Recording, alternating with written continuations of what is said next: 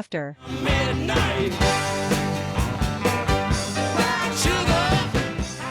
All right. Clap. And here we are. Boom. Boom. That easy. That was simpler than some of the other ones we've done. Honestly, yeah. We've had some Y'all trials clapped and really tribulations. well. Yeah, that was a wonderful Did you want to clap? No, yes. Boom. Good. I'm in. Beautiful. Perfect. Well, and as we know here at the Just After Midnight podcast, Dalton knows 8 types No, of we're not. We're not getting into that, man. Well, every time Every time I need to every introduce time a we new clap, I yeah. like to remind you that you know 8 different Well, types. usually of I'm the clap. one that reminds you. 8 different types. That's interesting. Well, when Can you're you in the guess what they industry are? As long as I am. Can you try and guess what they are? Don't do this. Do they have names? Dalton gave them names. They gave. Well, but only the first 4.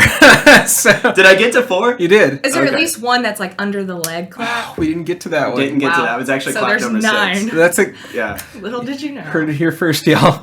9 styles of clapping. I didn't say that. She said that. You She hear knows it? 9 claps, not me. You heard it here first. What So- are all the claps you know? Enter the woo. 9 chambers of clapping. All right. So anyway, That was a deep cut.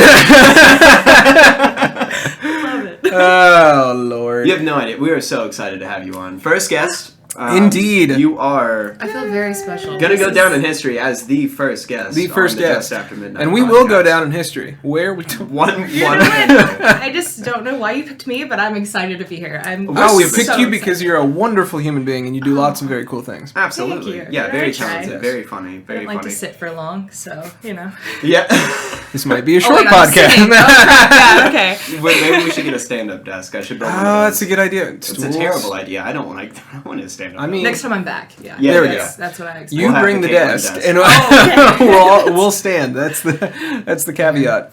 Fair. No. So, just to give a brief introduction. kind of, sort of. Well, I was just gonna say, or point out rather, that we are already trying to boost you up here, Yeah, man. Gotta give the plugs for the plugs they That's deserve. exciting. and not that anyone knows this, but that sticker has been on the set since the first episode. Honestly, it is. What? Yeah, it's been on the table since This the very entire first. time. Yeah. So I've been here. You have In you've been here in spirit. spirit. Yeah. That's exciting. I think so. Yeah. I mean, And that's just why how I'm the first excited we guest. were to have you on here. Indeed. It's a cool sticker. I didn't design it personally, It's but a it's a great really sticker. cool sticker. So- Just out of curiosity, how did Madam Improv come to be?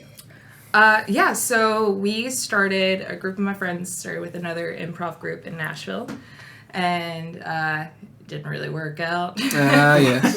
We were with them for several years, and they started going one direction, and we had, other plans. They weren't wanting Yeah. to grow it anymore. Ah. They just kind of ran a standstill. So they were comfortable and didn't They want to. were. Yeah. Yeah. That's a dangerous place to be. It is, Uh-huh. but something that is like a cancer on the local art community. Mm-hmm. It seems to be like something that happens just time and time. A very again. common thing. Yeah. Right. Well, it's one of those things where like, okay, you blow up a little bit, and you have this like moment of like, oh, well, we got like 300 people to be interested in our thing.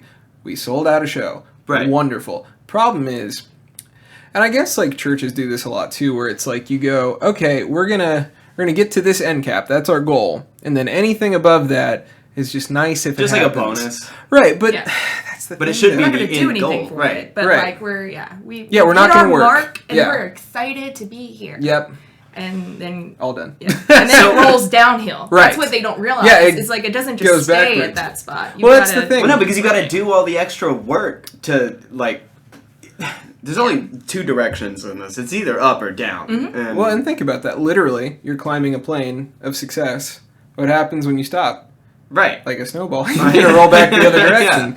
And that's- that's what was happening. Yeah. So y'all just had bigger ideas and wanted more, Mm-hmm. and they. And we spoke to them. Oh, we spoke to them many a time. I think, I've probably made a few enemies during that just because, when I care for something, I put my whole heart and passion into it. Yeah, I'm very passionate, especially about my art. And well, they're enemies that aren't going anywhere, so that's something. Well, again, I mean, you have to. That's you have to be passionate if you want to be successful. And I mean, who doesn't want to succeed in their passion? So. Yeah, and it was sad too because we really did love the group. And, that was my first improv group ever. Yeah, and I never thought I would do improv before I joined them, but I met some incredible people in that group, and we all felt the same way. Yeah. So we were like, all right, so what do we want to do? COVID hit. I don't know if we can speak about this. Are you kidding? You know, those days. We are not in danger of being monetized anyway. So. Nope. It's okay. We'll have Fauci on next. Yeah. Well, those 2 years happened, and I was like, okay, all right. I've been thinking about this company and how we can build it in those 2 years. Yeah.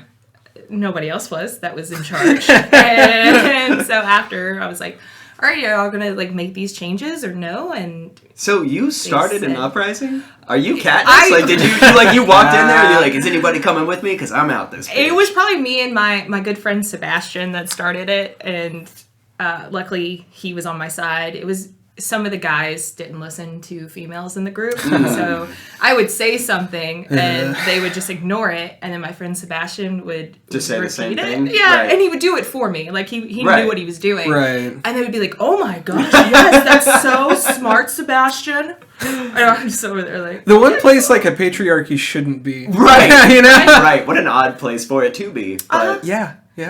It's like a weed growing through concrete. I'm telling you, I found out improv world is almost like West Side Story. They're over there snapping sharks in the gym. It's ridiculous because you're like, come on, we do improv. For Christ's sake. It's not, I love the thought of that though. Right?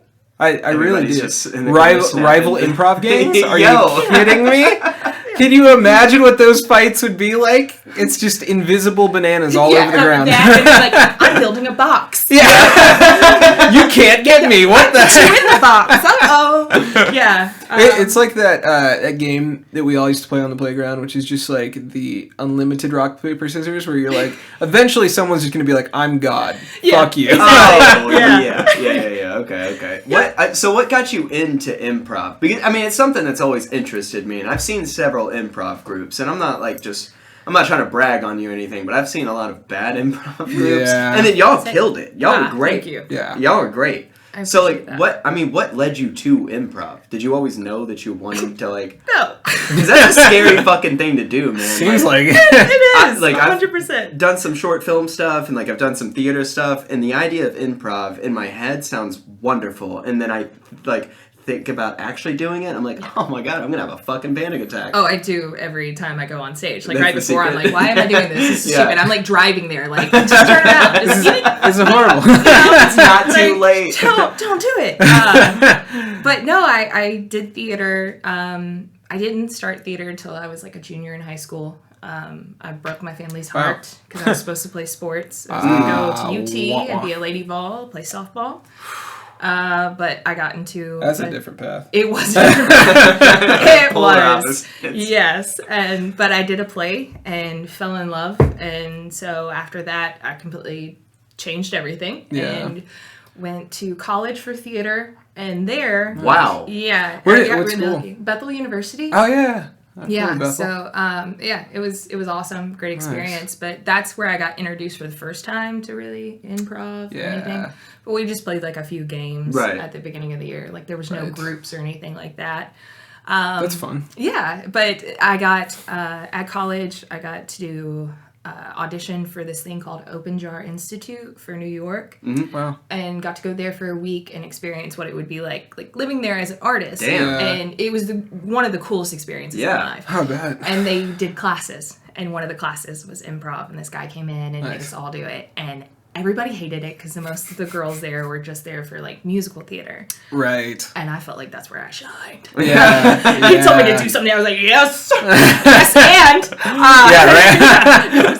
But yeah, and That's so awesome. yeah, he told me after, he was like, you should look for a group, and I was Yeah. like, okay, yeah, well, there's nothing at my college, so. Right, yeah. So then after I graduated, went to Nashville, Yeah. back to Nashville actually, I'm from here. Oh, gotcha, so cool. You're a unicorn. I am one of those rare ones. A live You're unicorn. seeing it here, folks. Are you actually from Nashville? I'm from Franklin. Okay. Yeah. So I'm going to count it as Nashville. Ritzy. Thanks for ruining it.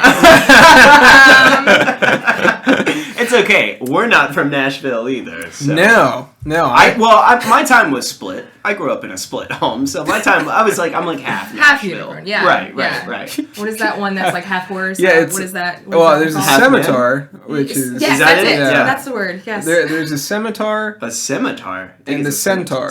Oh. Yeah. Centaur? There's both. I know centaur. And then Why do you know so much about all this? Interesting. Greek. Oh, yeah, that makes so much fucking sense. Makes a lot of it's- sense. I heard Icarus a lot growing up. I also learned, not to call wolf a whole bunch of times. That was my big lesson growing up. It's a good Yeah. It lesson. was a good It's a lesson. really good lesson. Yeah. Well, we all have our struggles. I just couldn't stay out of the damn feta. No, I'm kidding. I will say, I've only been friends with one other Greek person in my entire life, and Is it who I think it is? Stephen. Oh, no. No, No. I was thinking about the guy who works at Vape Crazy. worked. I don't want worked. Yeah. The one, I don't want to name drop anybody on here because we've already said some not so nice things about this guy. Oh, Mr. Eiffel Tower. Right, the twins. Twins. Yeah. We had twins. Well, one of them worked at Vape Crazy with us, lived with me. The guy that lived with Oh me. yeah. Okay. Yeah. Yeah. No. So this guy's name was Stephen, and he spoke with like a thick Greek accent. Like he like owns property in Greece. Like he's very much like he comes here because of church, basically. Yeah, I was gonna say, why did you come here? Yeah. He comes here for church? Yeah, because Tennessee? he became a Christian because missionaries went there. Okay. And now he married an American and All right. went to college here. And I think they might be thinking about going somewhere else. I don't know yet. Not that it matters. Anyway, the funny part is that I used to call him over to me by going, Feta! That's No, not I right. like Easy. a dog. I love some feta cheese. So that would probably yeah. win me over. I would be like, yeah, where? Yeah. Where? Yeah, what feta? Yeah. Feta cheese, goat cheese, all the cheese, really. Really, Yeah, cheese I'm is with you. just... I don't think I've had a cheese that I didn't like. I don't want to try. What's the cheese with the bugs in it? Bugs? There's a cheese that's like very rotten, and I want to say it has like mealworms in it, maybe. That sounds... Interesting. I would do it. I would eat disgusting. What? it. You Oh would yeah. really try it? Are you that one adventurous? One of my dream jobs is to be one of those like food people that just like travel the world. I mean, that would be great, but Like deer balls, and I I would don't- at yeah. least try it. I Yeah. don't know. What, Yeah. Rocky Mountain Weird. oysters. That's what that's called. Yeah, I don't that's know. bull. I would, That's I would bull, try yeah. it. Yeah. You know. Yeah. But okay, Weird. to that point though, we eat mold a lot more than we think we do. well, I mean, like yogurt, blue cheese. Yeah. Yeah. It's also not a bad thing all the time. I Well, mean, no, not fungus all the is time. basically mold. Isn't that how and that's- penicillin Yeah, was I made? think it's Yeah, good. yeah, for definitely. us. Penicillin saves lives. It's good Yeah. for me. So. Fair, yeah, exactly. Well, and cheese is one of the few things that works on your brain the way that cocaine does. It's, What? Yeah, it is. Go get the fucking cheese, buddy. Yeah, it why? hits the exact same sensory receptor in your head as cocaine. That's why people say you can actually get addicted to cheese. I think you could That's probably my get addicted addiction. to anything. Yeah, though. but You know also what I mean? spikes your endorphin levels. So That's wild. you get really happy. Yeah. I'm learning so Oh much. man, we Pass the we need to box. get like a slide Back system and here, forth. like a rail system where we can A just cart? Only? Yeah. I would love Split. that. Like we're escaping Germany. Can we just get our own sommelier? Oh my god. Wait, what? Can we get our own sommelier? Yeah, We'll get there eventually. you know. Maybe right now we probably can't afford it. Yes, well, I mean, if we you offer can't them go free wrong. wine. Yeah, you can't go wrong with box wine. All you gotta Yeah. do is Sorry. find it. You Listen, just I'm telling you can't right go now, wrong. when I'd never tried this stuff until like until like The a month recipient ago. of over 70 gold medals, as it says. Well, on I the see package. that now. But I was just always like, box. My mom is a little bit of a wine snob. Oh, I'm so. Catholic, so. Yeah. So I don't know. I never really paid it any mind, and then fair. I can't even remember the reason why. Kroger had it on sale. That's what it was. Nice. They had yes. the little boxes though, and it was like, their little juice boxes. Yeah. Are like Put a straw on the top. It's like a half bottle of wine, man, and it was 2 for $10, and I was like, fuck it, yeah, I'll try that. And then when I did, I was like, holy shit, I know. they're not playing games. They're man. not. I've got this little filter thing that my mom gave me because she knows I buy like Aldi's wine, and she's like, honey, Word. that's just no. So she gave me this thing, and you like pour it through and into your glass, and it does something, and it makes it taste like 10 times. It probably just aerates the shit out I was of about it. to I say. think that's what it's actually called. An aerator? I'm glad you said that because I was like, what is that thing called? Well, there's a And lot then- of people that get cheesecloth, and because it's so Yeah. fine, it's Oh. such a fine, like, it's not mesh, but Right. it's similar. That seems and messy. They'll even Seem messy, doesn't it? they'll pour shitty vodka through cheesecloth, and That's just to get some of your rice back, though. well, I don't think that's what it is. No, it takes out a lot of the impurities and apparently makes it like you can take like a $5 bottle of vodka and make it taste like a $25 bottle of vodka, which even a $25 bottle of vodka is not great. So I mean, it's vodka Yeah. at the end of the day. vodka's Like, awful. Yeah. Are you It's really my like? least favorite. Yeah. No. Can I just say real quick, the Catholics have it figured out. Good They for do. you, man. That is the best. Yeah. If I was to prescribe to any religion, it would be the Catholic. I've been drinking Subscribe. it for a long They time. they subscribe, Subscribe. whichever. They live it up from Yeah. Monday morning Yeah. to Saturday night, Yeah. and then they're just like, talking to Repent, boots, say pay some your Hail taxes, Marys, you're and they're fine. good, Yeah, dude. They're exactly. back in. Yep. They're back in the good graces. My joke used to be like everyone in school used to say like my butt looked tight. Mm-hmm. Sorry guys, I'm saying this out loud. But the reason I'm saying it is I always told them it was because Catholic Church, you're kneeling, you're standing. You're Ah, kneeling, you're standing, yes. you're sitting. And it was just all of that it's like, the squat It's a game. good Yeah. workout, yeah. Oh, yeah. So So for all you single Family, if guys you're out So they there, really got it figured out, man. The Catholics really got it Catholics- figured out. they work out, they're drunk for church, and all you gotta do is Say some pay a Hail Marys. small monthly subscription to the Pope, and you get into heaven. You're That's how good. that works, right? I think so. Cool. Yeah. That's wild, man. Am I great at it? I go for the the major last time? holidays. I guess that's what I should say. When's the last time you did a confession? 15 Nice. probably. Nice, Maybe. nice. Maybe. That's yikes. Okay, Yikes. so you don't still like practice like. No. Okay, all right. When you get a pamphlet at a Catholic church, does Mm-hmm. it say microtransactions once you walk Yes, inside? yes, Okay, cool. yeah. It has to be on there. Good. Yeah. Mhm. That's a legal thing, Yeah. right? Yeah, okay. But like all my cousins are very Catholic, and they go like they went to Catholic school and everything. Oh, wow. Yeah, and so, but my Aunt Pam, we love her dearly, and Yes. every Christmas she gives us a pamphlet, and it's like this thick, and we call it our bathroom books. Yes. Because we all put it in our bathroom, and it's like a little prayer book, and it's wonderful. Yeah. We read through it. I'm reading about God in the Yeah. bathroom. That's It's a really It's my good God's- place to do it.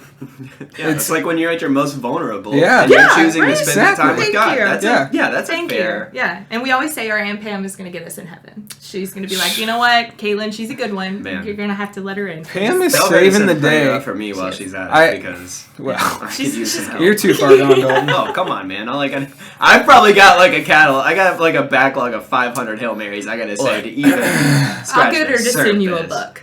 Get you a, I There would we go. love a book. We'll I get think you on the mailing craziest list. pamphlet I saw. Oh, God. I had a roommate, Mackenzie. Yeah. He grew up Jehovah's Witness. Oh, boy. And I'm telling you right now, man, he found. Was he full LDS, or was he just like a normal one?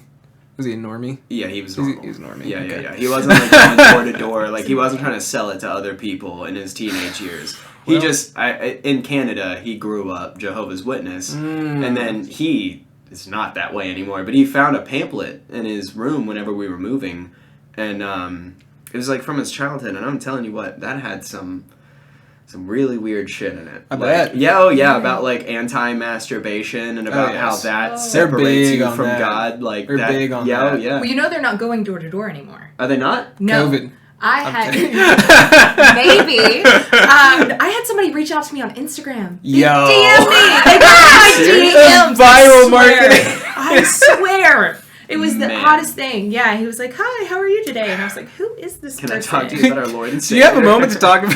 He was like, "Hi, can I pray for you? Can we Oh, talk?" do you- And I was like, "What's happening?" Their move should be like, in parentheses, knock knock. That should be their like, intro I- text. Oh my gosh. Yes. I have to respect the shit out of it though, because you know how hard it would be to convert someone to that religion, to be a JV or Honestly, a to JW. any Do you know religion. how hard I that just- would be? I just think it'd be hard to switch anybody to a Yeah. religion. That's Yeah, I just, mean, there's yeah. so much, like, yeah.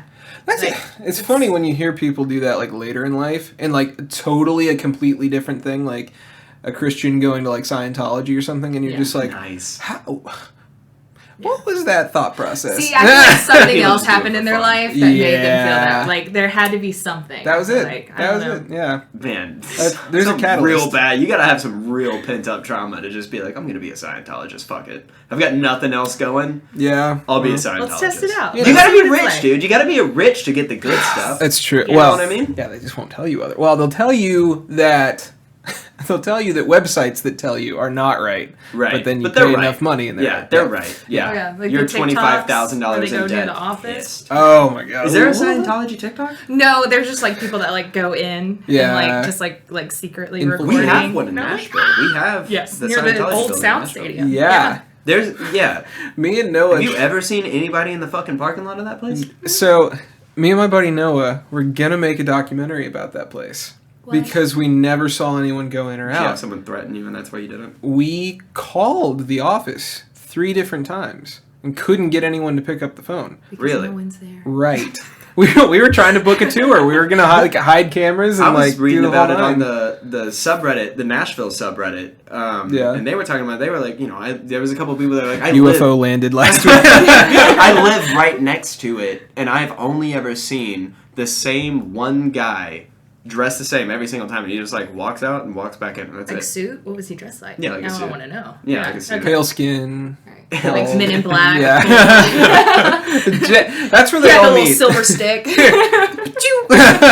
That's why we don't remember anyone coming in or out That's of that place. it. Oh my gosh. That's You figured it out. I- That's your documentary. All right, well, we better get shooting. So, Kaitlin, I have a burning question for you. Bring it on. Okay. Burning, huh? Burning.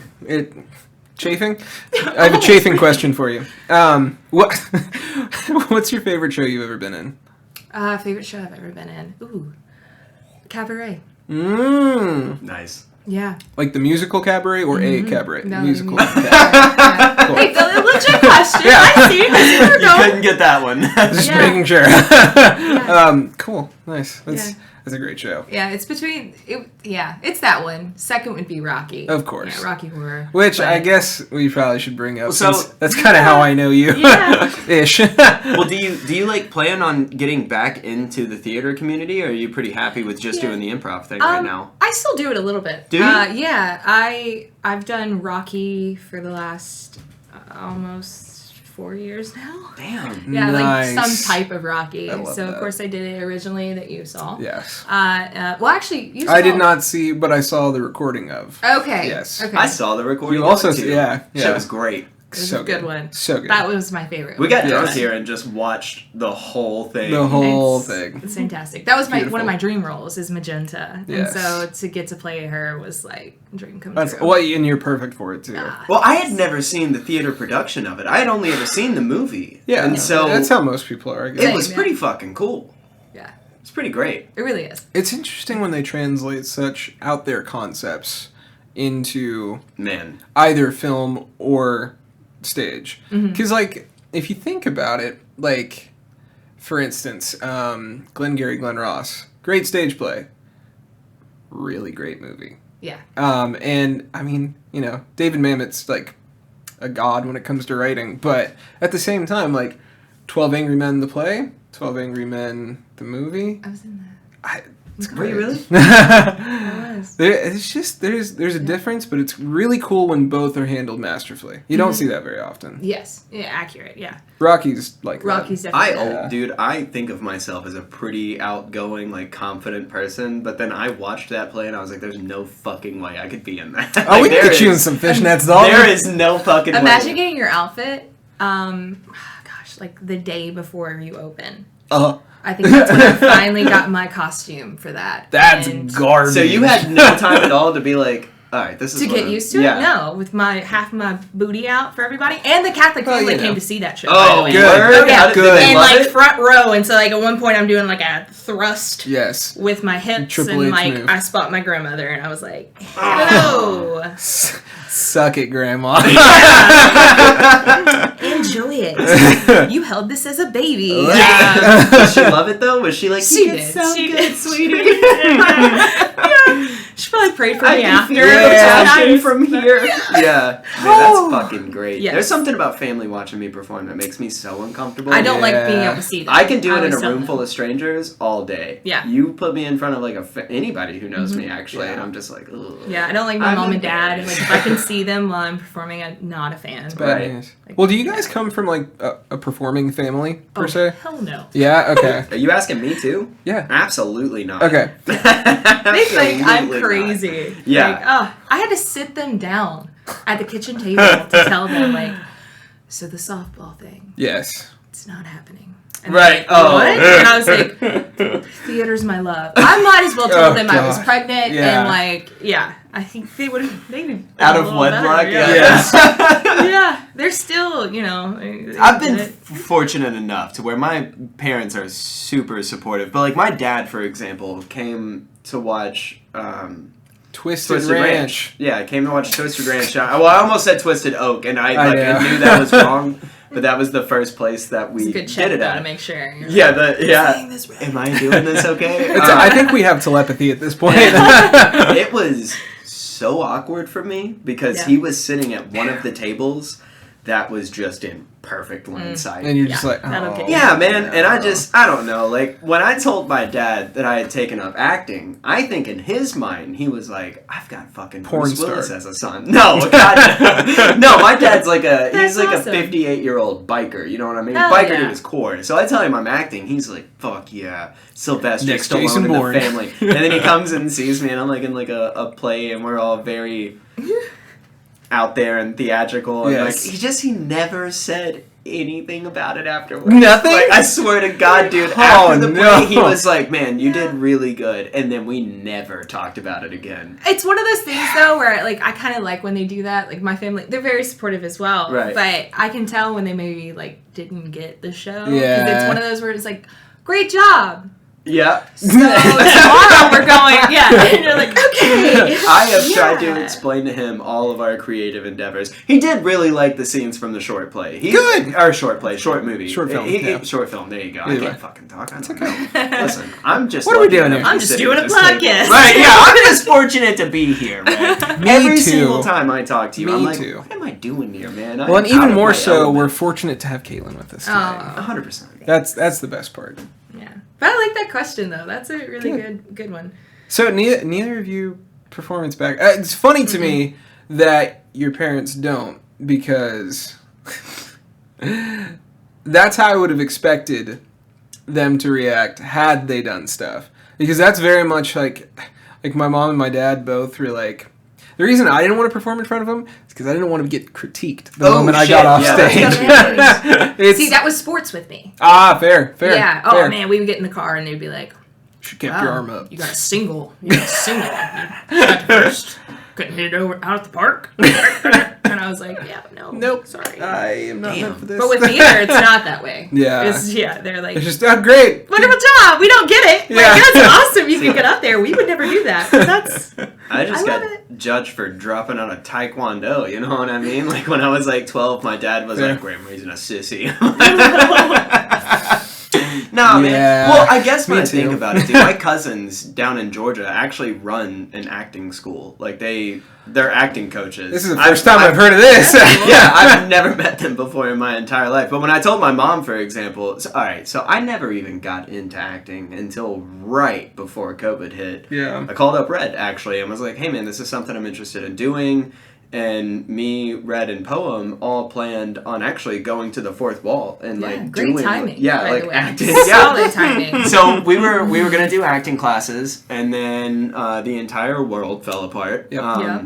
And we sat around long enough and waited, and they started doing like the online Zoom stuff, and that's just not for me, man. I'm not trying to do acting classes on fucking We Zoom. try to have freaking improv rehearsals on Zoom. Imagine that, please. That just, is ridiculous. Just try to picture that. They thought about doing a show like that. Are you serious? They thought about doing a show like that? What happens if somebody lags a little bit? That's what I'm saying. Like, you drop a great bit, and it's just like... Yeah. You're frozen. I can't see you. Can you repeat that? Yeah, that would be way more terrifying. Or you leave it on I didn't do it. I would just be embarrassed to be a part of it a little bit. Yeah. Fuck. Yeah, I didn't do that. No. Yeah, but so Smart. I eventually just called Red and was like, okay, listen, I'm not doing Zoom rehearsals for an acting school that we're paying a lot of money to be a part of. Not doing that one bit. Why don't we just do our own fucking thing, man? Yep.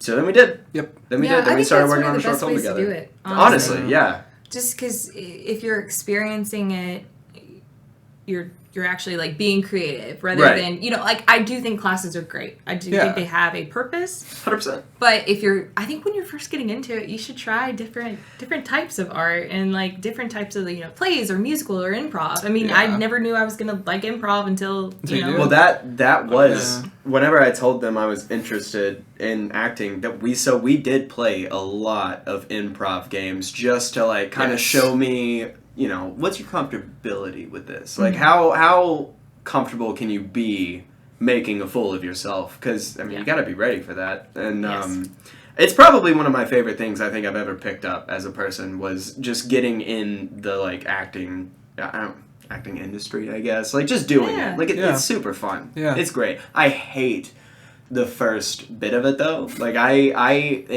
so, like, right when we start, I'm always super stoked. And then rehearsals start. Yes. Fucking hate rehearsals. I don't know why.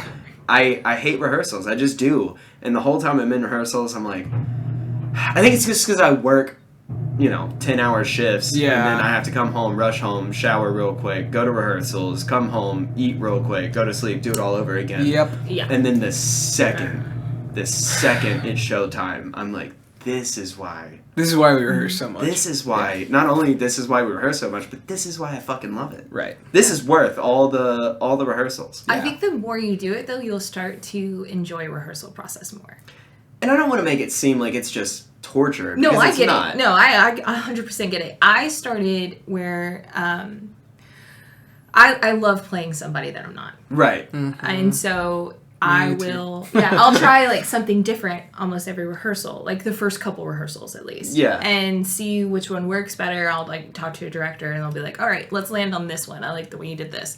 But that whole like trying a line and saying it a little different this time, just to see like which one, I don't know. I like that process of it. It was I really like that too. so scary for me the first time I did it because it's like, you know, I came from a background of no acting at all. Yeah. And so it's almost like one of those things where like you're scared to dance in front of someone else because you're scared to look like an idiot. Eventually, that you just is gotta like break it tenfold out. whenever you're trying to act. Yeah. And you're like, whenever you're trying to act and you're just like, is this okay? Like, am Yeah. I doing all right?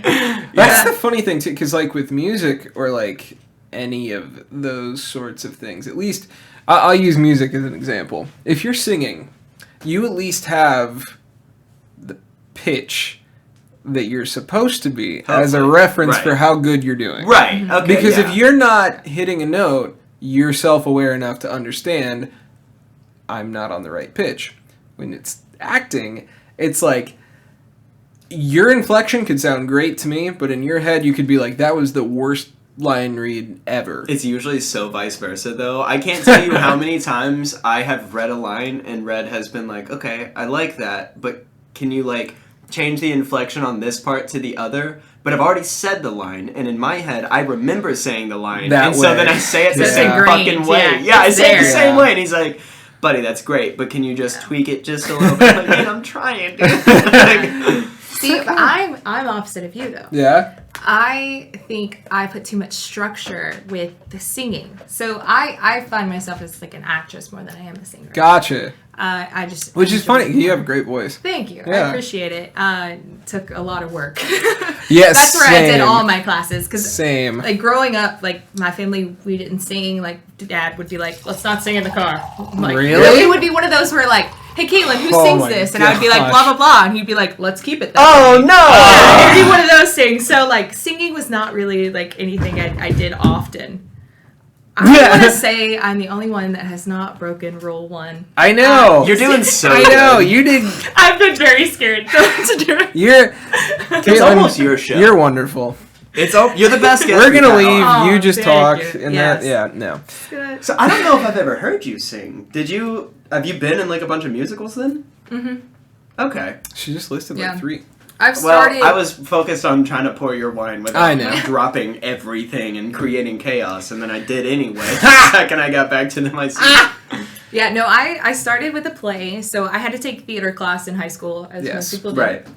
So Great I took experience. it, and Mr. Smith, literally, I love Shouts this out, man. Mr. Smith. Yeah, there Mr. it is. Smith. If I ever win a Tony or anything, like Yes. that is the man I'm thinking, because he changed my life. He really did, and he. Can I ask one question about Yeah, Mr. Smith real quick? Of course. Does he have a big old mustache? No. Okay. Well, He at just one point seems- he did. Okay, yeah. No, he was like the coolest teacher. What He is had it, like just the the name? vest. He The was just name awesome. and theater teacher. Yeah, like no, the he was so cool. The vest and a mustache. That's like yes. Yeah. They all have to look like '90s Tom Selleck. That's There you that's go. Okay, yeah, what yeah. like There a you theater go. professor is. I wish I would have taken theater in high school, but I was such a We had douche. to. I was way too cool for that. Like man, high school me sucked. Every high school, See, high school me was not that great. middle school, high school Sucked. iterations of ourselves just not Yeah. great. I Good. hate looking back on that. Yes. Oh, man. 100%. Sir.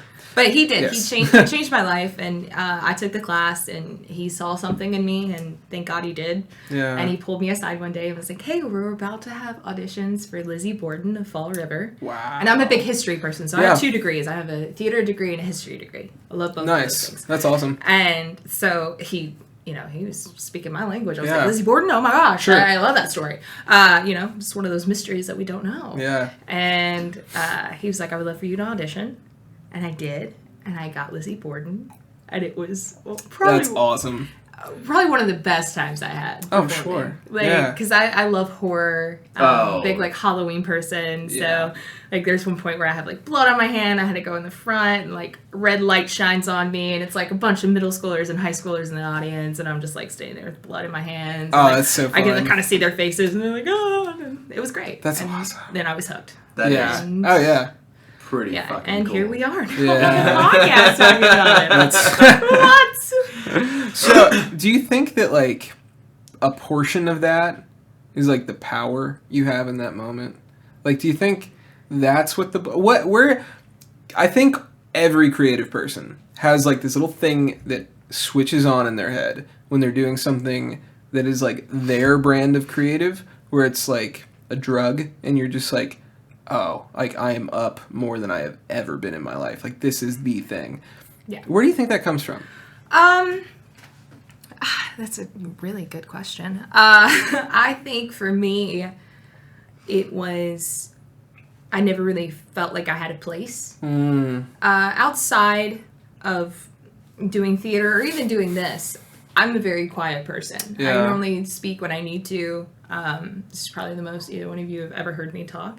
And it's just because, like, I don't know. I'm playing myself right now. Yeah. But right. I'm playing my job right now is to To speak. speak That and makes talk a lot of about it. sense. Yeah. And so I think I liked having that one thing where it was like, okay, you're going to play this character. Yeah. And you're going to play this character however you want. Yeah. And it means something to somebody in the audience, and you got to figure out who it means to like what Yeah. person out there is going to, pick up whatever this character's going So it's through. almost like an escapist thing. Oh, 100%. Yeah. Yeah, for me, it definitely is. Which It's- makes a lot of sense. I mean, I guess that's sort of a commonality between all sort of like visual mediums. Yeah. Because, I mean, obviously you have hyperrealism when it comes to painting and drawing and stuff like that, but you also have total expressionism and abstract and 100 other iterations of what that could mean. And even the hyperrealistic stuff is that interpretation of reality and seen through the lens of the author. Yeah. So, yeah, I mean, I think that's... I think it's interesting that in order to create art, too, I think we all have to escape ourselves in the way of, like, putting ego aside. Because if you were to sit there and analyze something that you do, I think every artist really is a perfectionist and doesn't want to let any one detail go. So if that's the case, in order to get anything done, eventually you have to put yourself in a little box and just kind of go, okay, I'm sticking through until this is done. I don't care if I like it or not when it's done, but I'm going to finish the thing.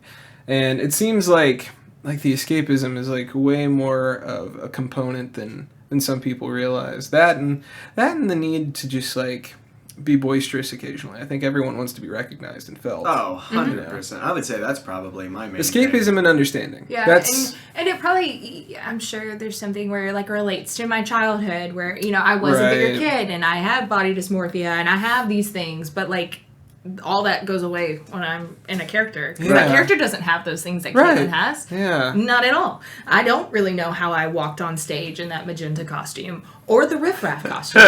Honestly, don't. Fair like, enough. that's so not Kaitlin. And like, I mean... Well, you're forced to live in the moment when you're doing it. It's like you don't have a choice but to be just that and only that, and there is no time to think about it. Yeah. So it's pretty great. It's probably a way just to get out of my head for a minute. Because I think I'm constantly like... It's kind of going. Yeah. Gears turning. Yeah. Always. So Never shuts off. That makes what sense. would be like your that seems to be another dream role then? common What link. would be something where you're like, I want to do this so badly? Because you've been a part of like quite a few different roles. Like you do the improv thing, you've been a part of a dream musical, role. you've done like, you know, some pretty serious stuff as well. But is there like one thing where you're like, I want to play this type of role so bad? I want to play Jenna in Waitress. Yes. Really, really bad. And it honestly kind of connects a little bit to Kaitlin, like myself, which is odd. I see a lot of myself in that character.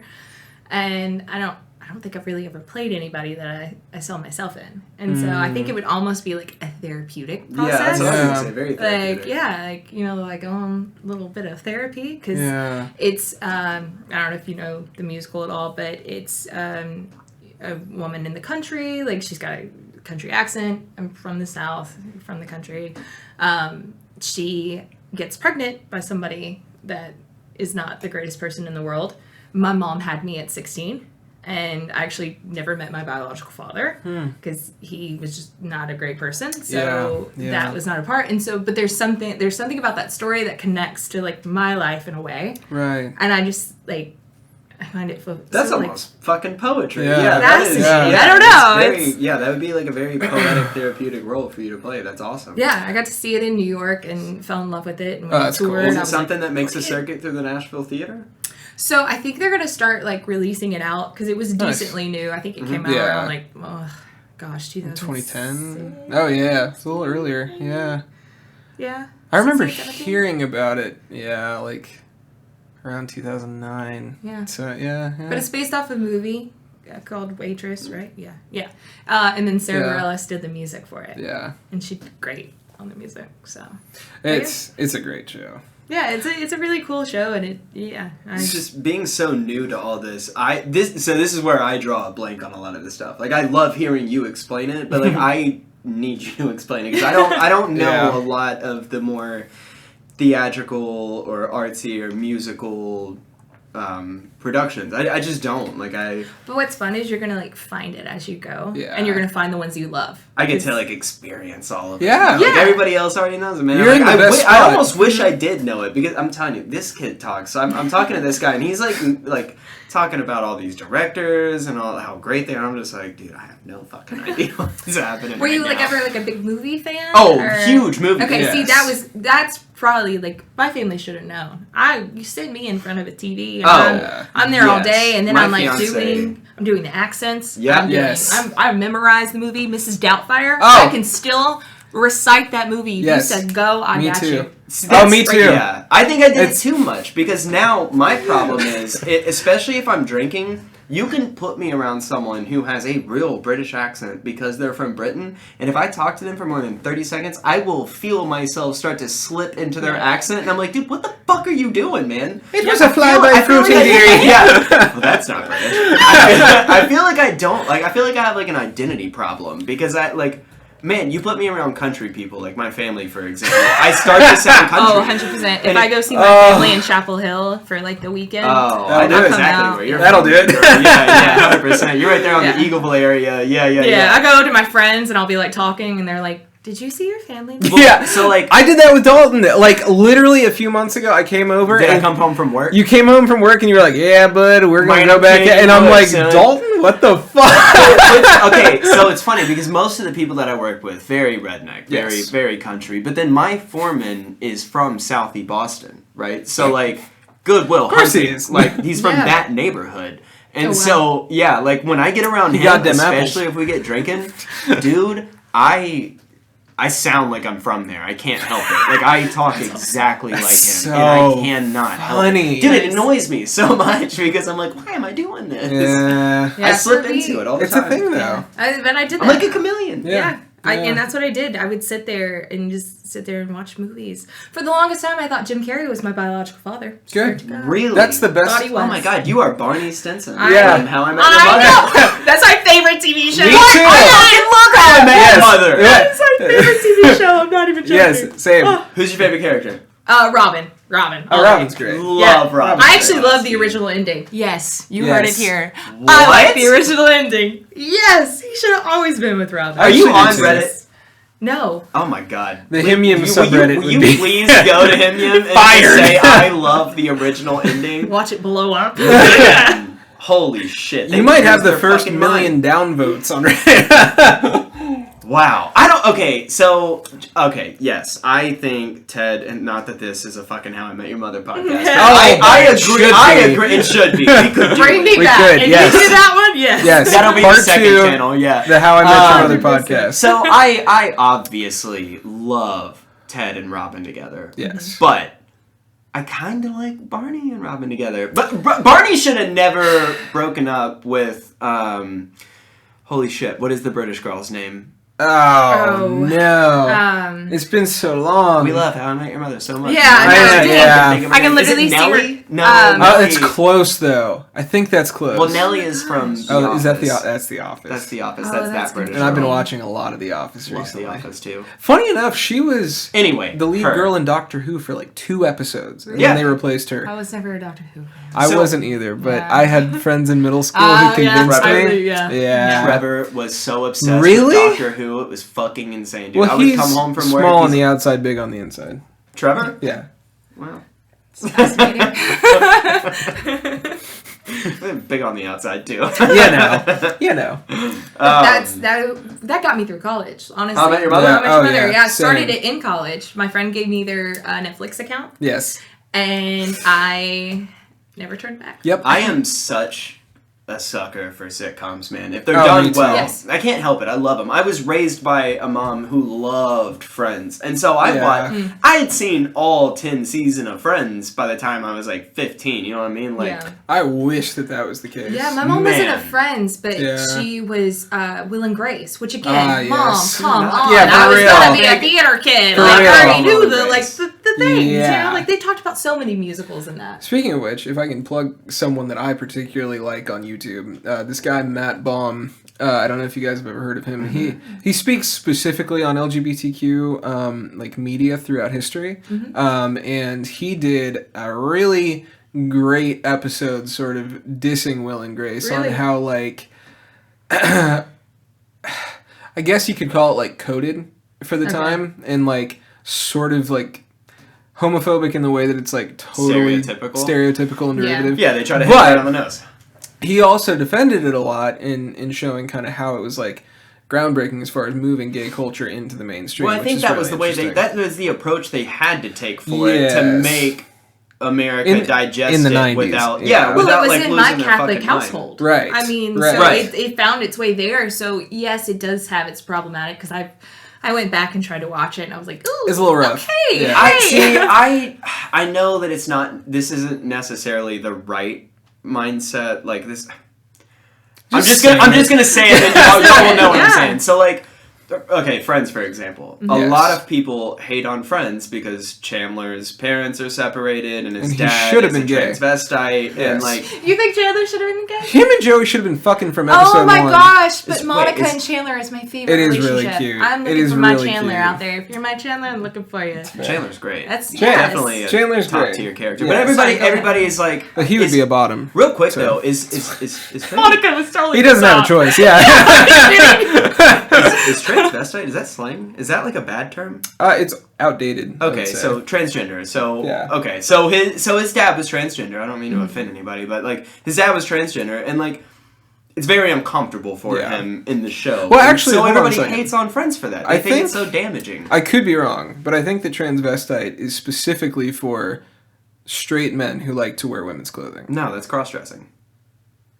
See, I'm not knowledgeable enough. Yeah. Is that just cross dressing? Well, I think that the terms are interchangeable, but I could be wrong. But his dad in the Not show that it is matters, is really. straight up Well, I think- not a straight man. I mean, No. he does the musical. Yeah. I It's think the biggest raining part men. True. for that was that it was played by a female. That It was was- like yeah, at birth it female, was, and I yes, think yeah. that's where they were like, all right, guys, you could have done. I just you know, I something try a to little different separate here. the art Yeah. from the era because I get it. No, I yeah. watch Friends Yeah. and I love it. And Yeah.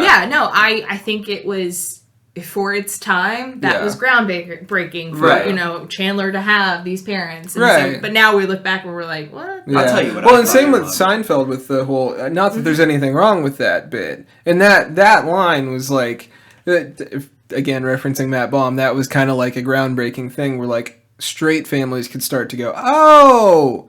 And we just go, well, not Jerry that there's anything Seinfeld wrong with said- that. yeah, right, you know? right. And then we're absolved, basically. Yeah. Which is the Yeah. Catholic way It's- to handle gayness. It is a fucking hilarious bit, though, to be honest with you. Like, that's Yeah. funny. Yeah. It's Yeah. like- Yeah. Right, But it kind of goes to what we were saying, like with comedy. Doing Yeah. improv right now is sometimes Well, difficult. Comedy a little in scary. general is comedy, terrifying. I think comedy in a small way might be dying off a No. little bit. Yeah. Just- No. With what we can say. Like, there's so many movies that I have been rewatching, especially during COVID. Yeah. You know, like, I was watching every movie that I used to, watch as a kid. Totally. And I'd be like, oh, we couldn't make that these days. Yeah. We Right. couldn't do that these Well, I mean, days. that's even what Steve Carell said about The Office. Like, True. there's no way Oh, you yeah. could have Yeah. done that now. Especially the British version of the Yeah, oh my God. Dude, or You this know? scene where he's talking to Stanley You're gonna about say it bringing again? the collard greens. Again? Do you know what I'm talking about? The second time. Did I I bring it do. up last episode? Yes. Was it last episode? It was or the last one that we're episode. just No, no, deleting? it was the last one. Okay. Yeah. Not that it matters, but it's really funny. Well, okay. It's a fucking hilarious It scene, is. dude. It is. So, okay, but with that being said, I have another serious question for you, Kate. All right, yeah. Let's go. So this is what I was talking to. I don't know if I'll introduce this on the podcast because I don't know if I've said this or not. But I teach at a tutorial for homeschool kids 1 day a week. Very cool. That's kind of like my main gig. And as a part of that, I teach guitar for elementary schoolers. I teach computer programming and operations. I teach film and photography. I teach intermediate guitar for middle and high school. And then I teach a psychology class at the end of the day. And why do you have me on this podcast? Are you kidding? That's so cool. That's awesome. I really enjoy it, and the kids are awesome. But today I was asking my psychology class because one of the girls in there who actually is really, really smart, and she's a pastor's kid, so she has an interesting perspective all the time because she leans far more liberal than I ever think she's going to for being a conservative pastor's daughter. From that household. Exactly. Yeah. Well, and her dad's a really nice guy, but I happen to know what he believes, and it's a very Southern Baptist convention, which is it's a whole own brand of conservativeness. She voiced this because we were talking about the new interview that came out with the owner of TikTok and how he just recently upgraded the parent settings on the parental guidelines for anyone in the U.S. because in the U.S. we have a law that makes it so we can't say whether or not you are allowed to use a social media platform unless there's specifically a sexual component to it, like TikTok or Bumble, or not TikTok, but Tinder or Bumble, yeah. because that blurs the lines with, like, child abuse and things like that. Yeah. So we have laws to protect that, but we don't have laws to protect the age limit on whether or not they're allowed to view this content that might be either, swearing or violent or any of that kind of stuff. But in China, where the TikTok app was invented, they do have stipulations where you have to be at least 13 legally and prove your identity to be able to use the app over there. So I was talking about that in class, and she immediately went, well, we should have that in the United States. And that brought me to the question of, well, yes, but if we do that, what ends up happening is we start the slippery slope of freedom and freedom of expression. Mm-hmm. Once we start policing ourselves, it's really difficult for us to take that power back later. So I guess my question really is, when it comes to comedy specifically, and it comes to having total freedom of expression, and honestly, even could be a little bit more difficult for you because it's all off the dome. Yeah. Like, things can come out that you don't necessarily mean. Right? Oh, yeah. Especially when they're like, hey, there's a kid in the audience, you can't cuss. Right. And you're like, and fuck, cunt, oh, like, damn it, shit. Like, ah. Exactly. Yeah. So where do you think the line should be drawn between policing ourselves and having the government come in and police us for ourselves? This might be the Southern girl in me, but I think the parents should have control of their own child and what they can see and what they can't. I was not allowed to have a phone until I was 13, and that was because I did sports and I had to text somebody to come and pick me up. Right. Yep. Same. And that's why, and so that's how I finally got a phone. Yeah. But I also was watching Mrs. Doubtfire by the age of 5. Right. There's a lot of that, and there maybe a lot of people like my aunt doesn't want my little nephews to watch it. Right. And I get it. Those are her kids. So yeah. Yep. Okay. So I think that it really goes down to what the parents are willing to let their kids, because I think that's been the standard. Well, I think that's got to be the best answer to the question. Yeah, but I'm also so small government. It's not even funny. If you think about the people that are asking for the big government changes, they're not people that have children necessarily. Yeah, that's the thing is I don't have kids. I don't plan on having kids. Right. And so I just, if they're your kids, because I do think if I did have kids, I would be that helicopter parent. Yeah. And that's another reason why I don't think I should have kids. That kid would hate me. But that's fair. I worry about that with myself. I'm sure. And it's wild. Sometimes I still forget that you have a kid. Dude, sometimes I forget I have a fucking kid. Are you kidding me? I love my kid to death. And I do everything I can to be the best father that I can be, and very caring and very attentive. And I feel like that's the best you could do, honestly. Yeah. Even I was so loose cannon before I had a kid that now even you catch yourself. Now some days I'm just like, man, I would love to go do this. And so for example, Liquid Smoke in Murfreesboro. Mm-hmm. Every second Monday, they host an event called Jokes and Smokes, and they literally have local comedians come to Liquid Smoke. I just found out about this. That's so cool. Monday, which happened to be the day they were doing it this month, and my immediate thought was, I'm calling Red.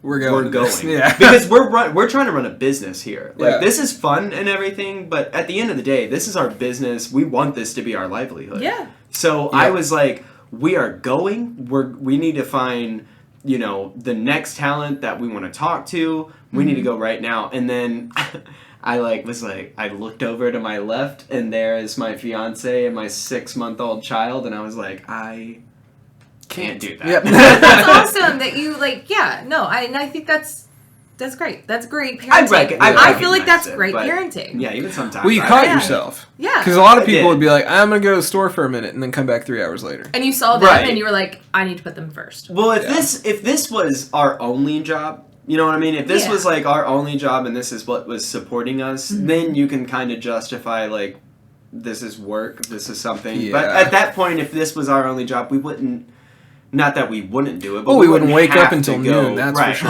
But it comes back around, so next month you can plan it out and be like, Yeah. hey, Which is we're actually, going yeah, this. actually what we're Yeah. doing. That's That's the actually idea. what we're doing. I have Yeah. a cousin who we're 3 months apart. She's 3 months older than me, and she has 2 kids, and they're adorable. But it's so wild to me because we grew up together. And Right. Like, I remember You when know who she is. Yeah, but when she like told me she was having a kid, like I immediately went to, oh my gosh, everything's gonna work out fine. It's gonna be okay. And then I was like, Kaitlin, we're in our 20s. And she Yeah. was like, I'm doing this on purpose. This is- Like- It's all right, yeah.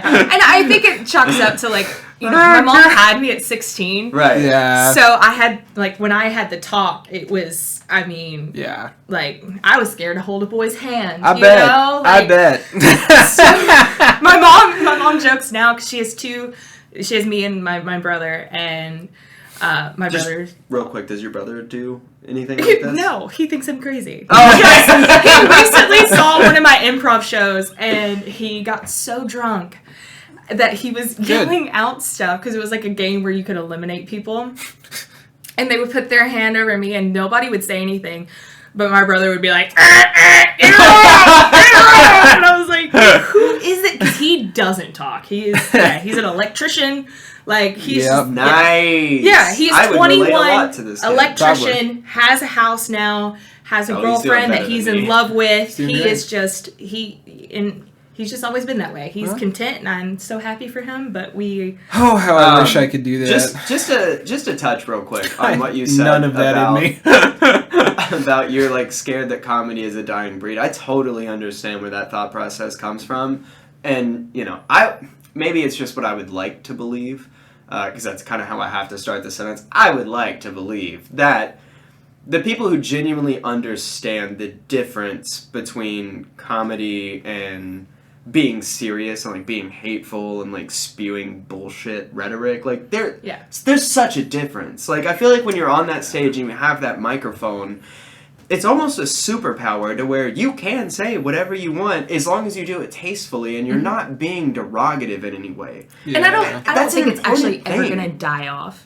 I should correct myself there. I don't think it'll But I ever die get off. it though, because but they it are is- trying yeah. to cancel comedians It's nowadays. scary, And and that's the fucking Yeah. most terrifying We thing have ever. rehearsal on Tuesday. So every Tuesday we meet for Madam Improv. Right. And we were just kind of talking about the new year and what it's going to bring. Yeah. And I was just like, okay, so, you know, somebody brought up something. I can't remember what they said. And it was like a word that we can't use anymore. Oh, And no, I was like, okay, all right. I was like, that's interesting. You Yeah. know, like that, you know, I'm glad that they brought it to our attention, but then I was just kind of like thinking of other words. Like we had somebody that said, and I don't want to say it, but like a little person, but they said like Yeah, the word that you okay. don't use for little person Right, anymore. yeah. And like, you know, like it was a big thing, and they said it because we're doing improv. Yeah. And so you have to give them like You only lenience have 2 because seconds to think about you the next have, one. know, yes, yeah. yeah, and Yeah. you don't know what's You going to can't come out of always your be mouth. PC. So, Yeah. Sorry, go ahead. you sure?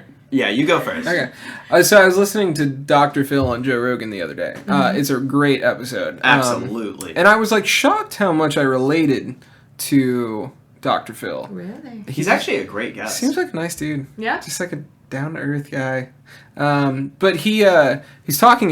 He does this really cool thing now on the Dr. Phil show, which I haven't seen in a long time because I don't have like cable or anything like that. Same. Who Right? does? Yeah. More Who does? desire to watch Dr. Phil, to be honest. Or that. So, yeah, apparently what he does now is he focus groups, sort of like right such and an left angel. wing social issues on his show live. So what Okay. he'll do is like have a group of like 6 people, 3 on one side and 3 on the other, and they just sort of have like an open discourse throughout the entirety of the show. And what he was saying was that they had a whole episode on the idea of self-censorship and what we're not allowed to say anymore. And it was the list that got brought up of new words that are not allowed to be said were really shocking. And I think that it was one of those things where, like, especially sort of in where we live, you know, removed from like LA or New York. There's a lot more freedom out here Well, there is, especially with speech, because it's not... That and tradition. And tradition, totally. We've said it for so many years, we're not changing that. You know, Right. that was Yeah. a big thing, I think, for the South. Totally. Yeah, definitely. So, like, a few of the words that were, like, especially surprising to me were, like, one was blind spot. Can't use the word blind spot. That's what my friend Katie said at Really? rehearsal. Oh my gosh, she was talking about blind, like Yeah. like a blind person. Because it's ableist. Yes. Right. Oh my gosh. Yep. So then another one was... I'm Well- so glad you said that because that's what it was, and I was like, oh, Yeah. man. And then think about that. Think about in an improv rehearsal, and somebody Right. says that, and you're like, Oh, you're in my I blind say spot. anything? Buddy. Right, yeah, I'm like, scared. come on. Yeah, like I I'm- don't want to be canceled. I'm gonna get us canceled before we're even a fucking thing if Who that's cares? the case. We'll just dude. keep going. Well, yeah, listen, cancel cultures. Well, I Alex really Jones enjoyed this it. year. It's fake I will anyway. say that. You know, I enjoyed it as long as it lasts. I was here, and fair enough. Well, so there was blind spot, which I thought was really funny because they also asked blind people if they were offended by it, and they said absolutely not. That was a term they used, and that it was just kind of like You're in silly. my blind spot? Yeah. Dude, that's fucking hilarious, man. well, there's so many words that they're like, you know, that people can claim anybody. Right, So it yeah. might have been at one point not a word that was okay to use, Yeah. but they've claimed that word and they're showing that like, no, this is our word. Well, and okay. we're using it. But they were as- also saying that they didn't care if other people Yeah. used it. Yeah. Yeah. But a huge problem is people who don't... Okay, there's a lot of people trying to govern words like that aren't Yeah. even a part of that community. So there's non-blind people that are saying you can't use blind spot because blind people get offended Well, without even doing the research. They're just the like... majority of research shows that it's actually 90% people who are not associated to the group, but just sort of defending out of like popular opinion, which is really where that comes into play Yeah. because it's not it used to be a protection Right. for those people, but I think it got to where well, it's virtue signaling. Well, It's saying I'm better than bullying- everyone else. Well, bullying 100%. used to be such a big thing. Like I was bullied big time. Yeah. You know? Same. And, like, Same. I was a 225-pound ginger at 12 years old. That was my I wasn't whole ginger, life. but everything else you just said. Right, yeah. was true. Yeah. And you know, and so I think the cancel culture became popular, and so like the whole like protecting people, but Yeah. now it's protecting people not for the people's benefit, but for your benefit. Oh, Right. 100%. So you're Yeah, doing it 100%. like Yeah. Because it makes look you at me, feel I'm better. such Yeah. a good person. Yeah. And It's like defensive driving. It's like Yeah. you probably wouldn't have gotten in a wreck if you weren't driving like a dick, but you were Yeah. driving like a dick because you think that's the way you're supposed to drive. yeah. Yeah. Well, it's, I mean, you pretty much hit it on the head based on what I was gonna say. I feel like it's a dangerous road to take. Where I understand being sensitive to people's feelings and emotions, and Yeah. whatever, not wanting to like and that's a great thing. purposely offend people. I get that portion of it, but it's a very dangerous mindset to go, well, we're going to censor ourselves, and these are the words that we're going to choose not to say, because once you do it, you can't take it back. Yeah. And so Yeah. eventually you're going to come out with this list of 20 words that we can't say starting this year, and the next year there's going to be more words, and the next year there's Right. going to be more words, and next thing you know, that mindset is what is going to kill the art that is comedy, which is one of the hardest things. Well, if you extrapolate that out to like its furthest extent, what that effectively is going to be is like we have a dictionary and then we've got a black dictionary. That's like this is the regular dictionary, acceptable words. Black book of It's like your Urban Dictionary. Yeah, it's Right. Urban Dictionary, but it's like every word is Voldemort. Like you But- can't, You almost have to get to a point where you ignore that part. You almost have to ignore it. Like, obviously, don't say the words that are like frowned upon by society as a Yeah. whole. Like, if you got up on stage and like said the N word, Like for example, Kramer. Yeah. that is, right? That 100%. There's no way to spin that into being funny. There's no way. That is just unless you're just being you're rude and Cat vulgar. Williams, and then you're fine. Unless you're what? Which Cat Williams? Oh, well, okay. Well, Because okay. Cat Williams could say anything and be funny. I love that. Well, there's an man. advantage for Cat Williams. Well, yeah, He yeah. can say it. He can. Louis C.K. on the other hand. Yeah, but the difference is Eddie Murphy's not funny when he says it. He just sounds vulgar. Cat Williams is funny when he says it. Cat Williams is funny pretty much when he says anything. But it goes Anything. back to what I was saying earlier with like the cuss words. Like when they say there's a kid in the audience and we can't do cuss words Right. for the improv show, those are the words that come to my head. I don't know why. Yeah. It's just the way it works. Well, it's so like, my don't fear, look at that. You want to look at exactly. Right. So my fear is for them Yes. to be like, all right, Kaitlin, You did this it one, right this there. one, this one, this one. Yeah. Like, these are the words you can't say. Yeah. I'm going to get out there and be like, Those are the words that are coming out. and then I'm just going to, like, stand there and, like, frozen. And you can't take it back. You can't shove it back in. That's great. Yeah. I wanna go out of my way to set up Madam Improv to go do a show at like a kindergarten class. Like, how you feeling today, Kaitlin? I'm feeling fucking terrible. Well, that was one of the words you can't say. Yeah, honestly. Yeah, I do. We're gonna boat you out of here. I'm scared every time, but yeah, no, it's just, I think it's a different comedy world we're living in. So, Do you all think right. that, well, No. Again, you go ahead. okay. I'm Do you very think chivalrous. that, what do you think is going to happen? Do you think that society is going to swing back and the pressure of being totally conformist to the new vernacular is going to go away? Or do you think that comedy will adjust itself to work in a way that you don't need to use those things anymore? I think history repeats itself Yes. and society will go back. I Listen. In like a non-destructive way. I hope it does. I really do, because it's so scary to even do something like this, where I'm like, I am not a person that hates. scared. Well, I'm not. Okay. I'm not like in fear, but it's just one of those things where it's like I feel like I have to think about shit that I would have never thought about, and like I am not a hateful person. No. There is not one group of people No. that I hate, but now I feel like I'm like. Is transvestite? But- Is that Yeah. offensive? So see, this is... I have nothing against them. Well, and I think, Yeah. I hope this is cool that I say it, but like I thought it was really cool that you texted me and were like, hey, is there anything that's like off the table that you are not wanting to talk about? And I feel like I'm an open book kind of person, Yeah. so I was like, Well, no, so no. are we, so but that's that's perfect. really cool. Like I understand, and it's probably a lot to do with how society is now. You're probably like, Yeah. ooh, let me like It was double more check. so And for that's- you, though. Yeah. I just didn't want to offend you, Yeah, our no, guest, but like, Yeah. and I think that comes down to how the person is. I'm not a Yeah. person that's easily offended. But Like, okay, yeah. but like that, I brush Nor it are off we. my shoulder, That right and I'm there. like, Yeah. and I think a lot of people now are not that way. Not that way. like Yeah. I would never purposely try to hurt somebody's feelings. You know what I absolutely mean? But at not. the same time, man, it's so weird because like I'm 27, so like Same. like gay to me never meant homosexual. Never was it a slander towards homosexuals. Yeah. And I'm not saying like it's a word you should throw around, and it's not even a word that I use now, but when I was growing Yeah. up, that's gay did not mean you like penis. Right. It was like, that's gay, dude, that's lame. And it doesn't mean gay people are lame. Gay had no association Yeah.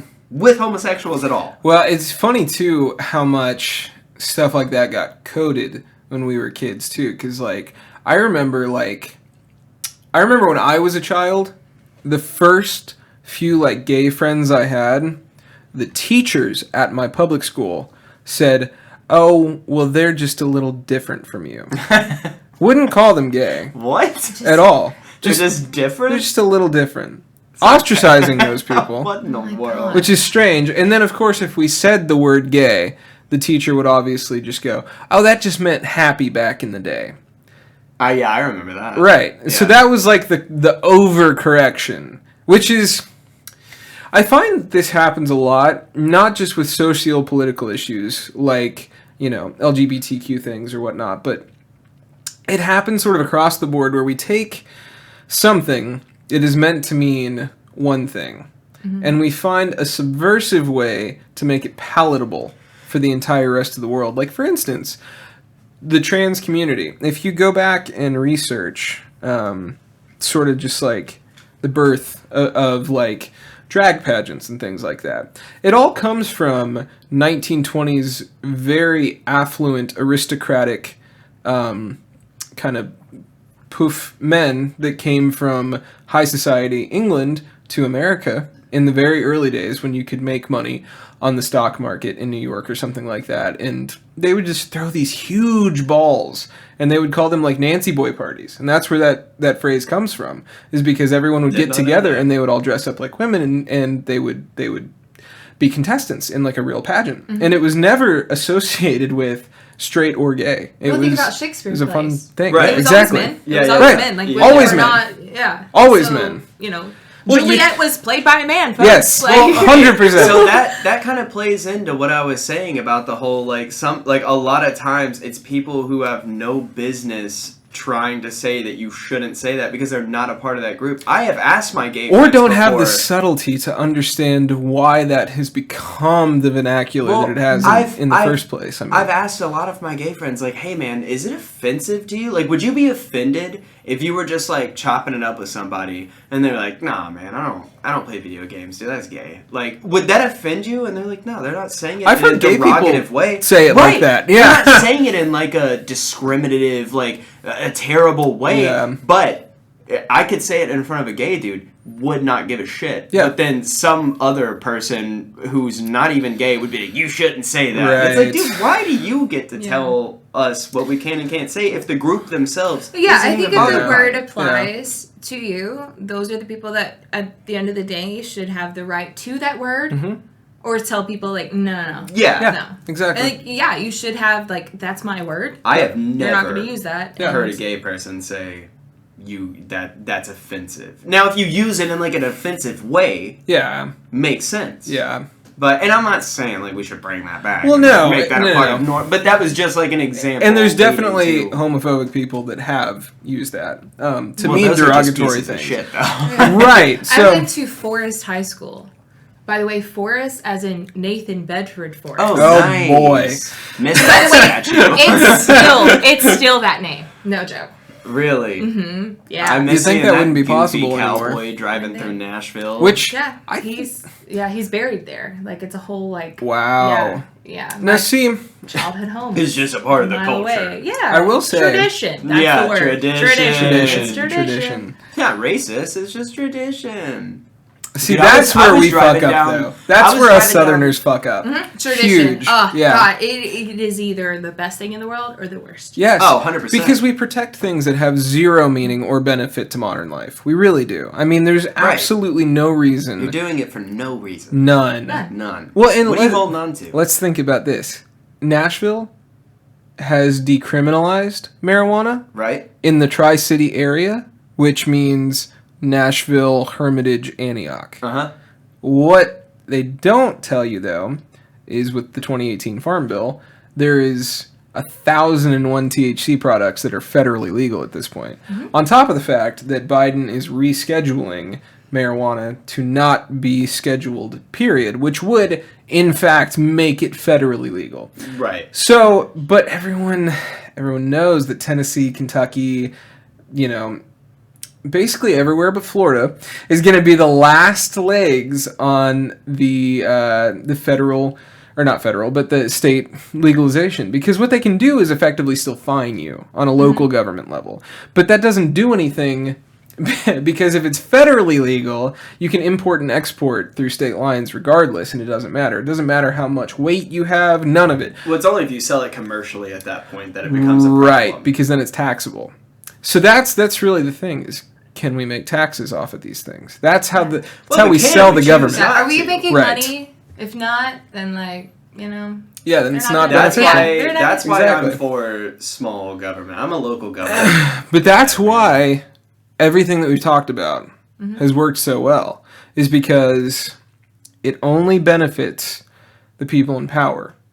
All of these things that we've just discussed, the only people that it really benefits are the people in power and a few of the people that are actually in the minority.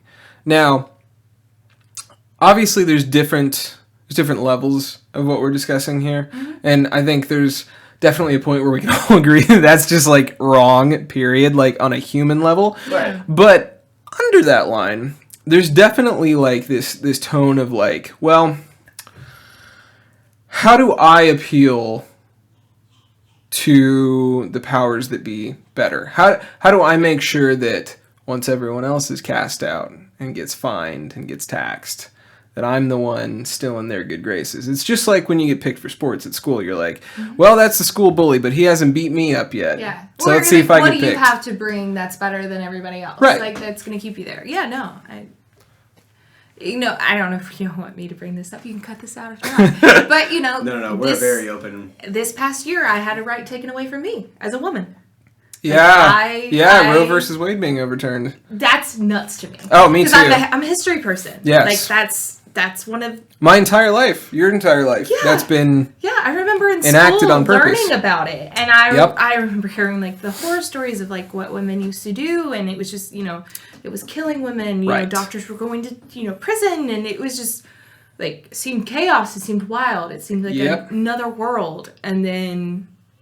just like that, you're like... So, now all of a sudden it's gone. Like, am I now living it? An option now, which is insane. It's funny that you bring that up, because that was another thing that I proposed to my psychology class today. Yeah. I told them, here's the furthest extent of everything when it comes to big government policing individualist issues. Mm-hmm. When you have something like Roe versus Wade being overturned, what you end up having is the selfish choice to say abortions can't happen now, which is not true. So what... They're going to find a way. Right. Yeah. It's the exact same argument as gun control. Well, if someone wants to get a gun... The bad guys are going to find it, or the bad girls, or whatever. Right. The bad people are going to find it. The bad people are going to have the You're guns. just making it harder for people who want to be safe. Right. To acquire their safety, whatever they think that is. So... And I'm going to go as far as to say that I'm, like, a classic liberal in the way that I'm, like, huge JFK fan. Like, that is, like, my shit, is, like, 60s liberal. Yeah, that's exactly, like, that's me to a core. But I will say, Obama and Hillary were who I voted for. I did not vote for Biden. I voted for an independent because... There's only one thing I've ever agreed with Biden on. I think so. Yeah. There's only Libertarian Party. Yeah. Yep. So there's only one thing that I ever agreed with Biden on, which was he had this great quote when he was the vice president for the Obama administration. He said, "I'm a Christian," and this is Biden. Biden. Okay. Biden saying this. He says, "I'm a Christian. I believe in pro-life." He said, "I personally believe that pro-life is the way to go. And that's the only thing that I would personally do. As an American, I believe in pro-choice because I would rather have one death instead of two." And I really think that that's the only way to view the situation is like, personally, my morals and ethics, I would not choose for my wife to have an abortion. But I know for a fact if someone has chosen that route, it's because they think they have good reason for it. And they are absolutely going to do it. And it's not like they just like go in there and they're like, "All right, sit down, we're gonna do it." No, it's not like a willy-nilly thing. Yeah. No, they have you go home and think about it. Yes. It's not just something that's just, you know, thrown around. And again, I'll say it again. My mom had me at 16. Right. I could not be here right now if she chose that. Totally. And that's okay. It could have been because the person she was with was not, you know, great. Right. She had like all the reasons to reconsider having. Yeah. All the reasons. And to this day, she does not believe in abortion. And I told her like my standpoint of, you know, I think there are circumstances that 100% women, and I think it's that person going through it. That they know what's good for them and what's not at the end of the day. And that's, you know, and she now sees where I'm coming from on it. Well, and at the end of the day, I think people are more reasonable than not. And when you explain something and someone is willing to listen to you instead of just waiting for their turn to talk, that subtlety comes across. And I'm never wanting to like change somebody's mind because if their mind is made, their mind is made. Yeah, but it's still healthy to. I think it's good to say like, hey, why? This is why I think the way I do. I love to find out how people think. Me too. Like, Same. Their thought process on it. I never like, you know, I don't expect it to maybe change mine, but hey, it might. I don't know. So I mean, total shit. Go ahead. No, I was just gonna say. I keep cutting you off. Go ahead. No, you're good. I mean, for me, it really just like I'm not a woman. I don't. What? Yeah, I know. Big surprise. I don't have to go through that, never will, and so I don't know what that's like. And I have to imagine it's easily one of the scariest things to go through. Yeah. I'm sure. I personally, you know, as a man who doesn't really have much of a right to have an opinion on this. Or a good pull-out. I'm not, well, that too. My track record shows. I personally don't think that unless it's like a medical reason, I'm not a fan of like super late term abortion. Like No, if you're 8 that- months that's- No, and I think wrong. that's understandable. That's Yes, fucked yes, up. yes, in No, my that's- opinion. yes. wrong. Agreed. Unless there's a solid medical reason. Because I feel like at the end of the That's day, fucked you've had time to Right. make that You- decision. you- Like, you know Yeah. You what you're can't just thinking. all of a sudden at Yeah. 8.5 months go, you know what? I agree. Well, and interestingly enough, and I only bring this up because this is from where I'm from, the shitty state of Virginia. You're from Virginia? I was born I've known in you for 10 fucking years, and I don't remember you're from Virginia. I was born in Fairfax Hospital, which is 15 minutes outside of DC. I am a DC boy through and through. Wow. I was there until I was 10, and then we came here. And have gone back pretty much every year since. Little Greek boy from Virginia Yep. ended up in Interesting. Murfreesboro, Tennessee. Again, I don't know why you have Great. me down Yeah. here. This guy. So What a what's fucking book, right? Yeah, I this is Can we why do a podcast with you as the guest? this is why I'm always like I don't Her and care. I will just interview Yeah, you, man. I got like, questions. what the Yeah, fuck? Ask him if I die young, I'm fine because I've already lived a life. That's how I feel about it. Seems like it. But so since we're already gonna get canceled for this podcast, kidding, we're not. Cancel culture's fake. Yeah, it's all fake. It's part of the Matrix. Oh my god, he's terrible. So Now you will get us canceled. You keep going down sorry. that fucking route. I'm not gonna say anything else. So what's really funny though is one of the last times Alex Jones appeared on the Joe Rogan great. podcast. All right. He talked about the governor of Virginia advocating for late-term abortions Yeah. because he was a benefactor in most of the major hospitals in the D.C. area. And Alex Jones claimed that the reason that they were gunning for late-term abortions was because they could sell the stem cells from the infants because those go for more money because they're more potent. What was interesting was... fresh stem cells. Right. Right. What was interesting was a couple months later, Mayor resigned, and it was pretty much stated to be completely true that was kind of what was happening. Like, hospitals were lobbying for late-term abortions because it was profitable for them. Listen, when you get somebody like Alex I know. Jones, who has so I many know. different crazy theories and so many crazy I different know, things, you're like... you're eventually can't he's believe gonna be anything. right. Well, no, but eventually he's gonna be right. Yeah. Because you throw enough shit at the wall, something And something bound to stick. sticks, Yeah, yeah. like he's gonna be right eventually. About something. But I will say though, with the funniest thing with Alex Jones is when he had Kanye West on the podcast because he thought that was going to be a good idea, and even Alex Jones, that crazy son of a bitch himself, was like, I know. "Hey, can you chill? Could the you fuck out with not that say Hitler any talk? of that stuff? Can you chill out with the Aryan What Brotherhood? was Like, that? gosh. That was something I was not Kanye- expecting in 2022. So another Yeah. great... I don't. Saying. I'm always ready for Kanye West to blow the fucking roof off of the world. Honestly, Yes. I'm not surprised about any of this. So, I hit the table. Oh my god. That's That was okay. my That's the first second time. No. Oh, I You- did it twice? Yeah. You're so counting it down now? I'm gonna start counting times you do it. no. Go whenever. Okay, listen. In editing, Whenever, I'm putting a counter up for table hits. that would be funny. So no. You thought the funniest part of that was you thought I was agreeing with you with something. So you were talking earlier, and I said you just did it, and you were like, right, because you thought that I was agreeing with something you said, but really I was just talking about you and the table. You were Damn still it, it's agreeing fine, in my it's fine. eyes. You were agreeing. and I also just hit the table. But honestly, the Kanye thing, okay? Yes. Yeah.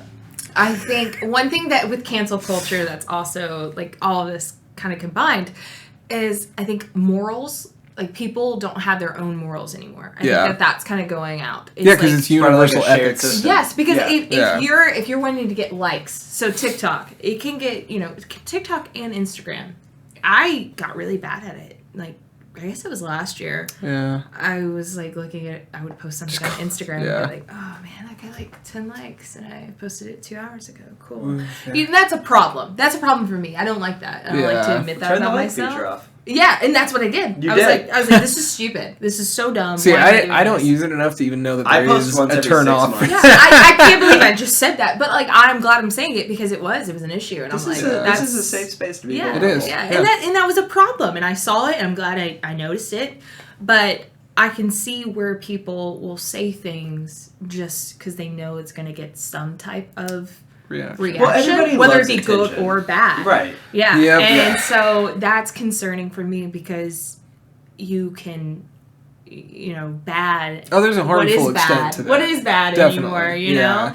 The college students that were murdered. Yeah. And there's a In bunch of Iowa? people. Yes. And there's a bunch of people coming out and being like, I knew this dude. And like half of them didn't. And they're like making up these stories just to get Yeah. likes. Everybody just wants to be a part of it. That's so scary. Yeah. Like, no. Like, what? This is not your time. Like, we're trying to. Do not turn a help us. tragedy into your 15 minutes. No. Yes. Oh my gosh. That's exactly Oh what my they're doing. gosh. That's scary. That's so scary to me that, like, that line is blurred. Yeah. Like, they didn't see that for themselves. Have you seen the new Mila Kunis movie on Netflix? Me and Poem just watched it the other night. Which one is that? Me too. I don't remember the exact Are you kidding me? title. You I'm can sorry. tell me a It's something fucking like director She from Knows, 1960s. or It's something Someone like She that. Knows, or something like that. So the whole film was about how she was the complete opposite of herself in high school, but she's come out of it and become this thin, beautiful, successful businesswoman. But she survived like a Columbine level Oh, high school shooting. god damn. And the whole point of the movie is that she won't talk about it until like the very end. Like people have been trying for years, and she's the only student that survived it that didn't give a statement, and it was because she was best friends with the two school shooters. Oh my god. But she ended up killing one of them, and that like haunted her forever because she killed one and the other killed himself. So it was this whole thing of like, is she ever going to like actually tell the truth? Yeah. Because So you knew that the whole movie then? well, you get vague hints, but it sums it up about midway through, which is why I don't think it's like really a spoiler because you kind of. I was gonna say we should probably put a fucking Um, spoiler alert on this, Red. Jesus. But yeah, no. So like the movie was very poignant for today's audience, I think, because what it ended up saying was basically like, just because a tragedy happens doesn't mean that your interpretation from watching popular news sources is the correct interpretation or as subtle as it should be to understand the intricacy of why it happened in the first place. And not to like humanize the problem, because obviously school shootings is like an epidemic in this country almost. A 6-year-old that shot his teacher. Oh, Right. Yeah. So like growing by the day, and in fact my uncle, who was a SWAT agent forever, Jesus. has retired now, and he teaches active shooter training to public schools country to country. That's his full-time job right now.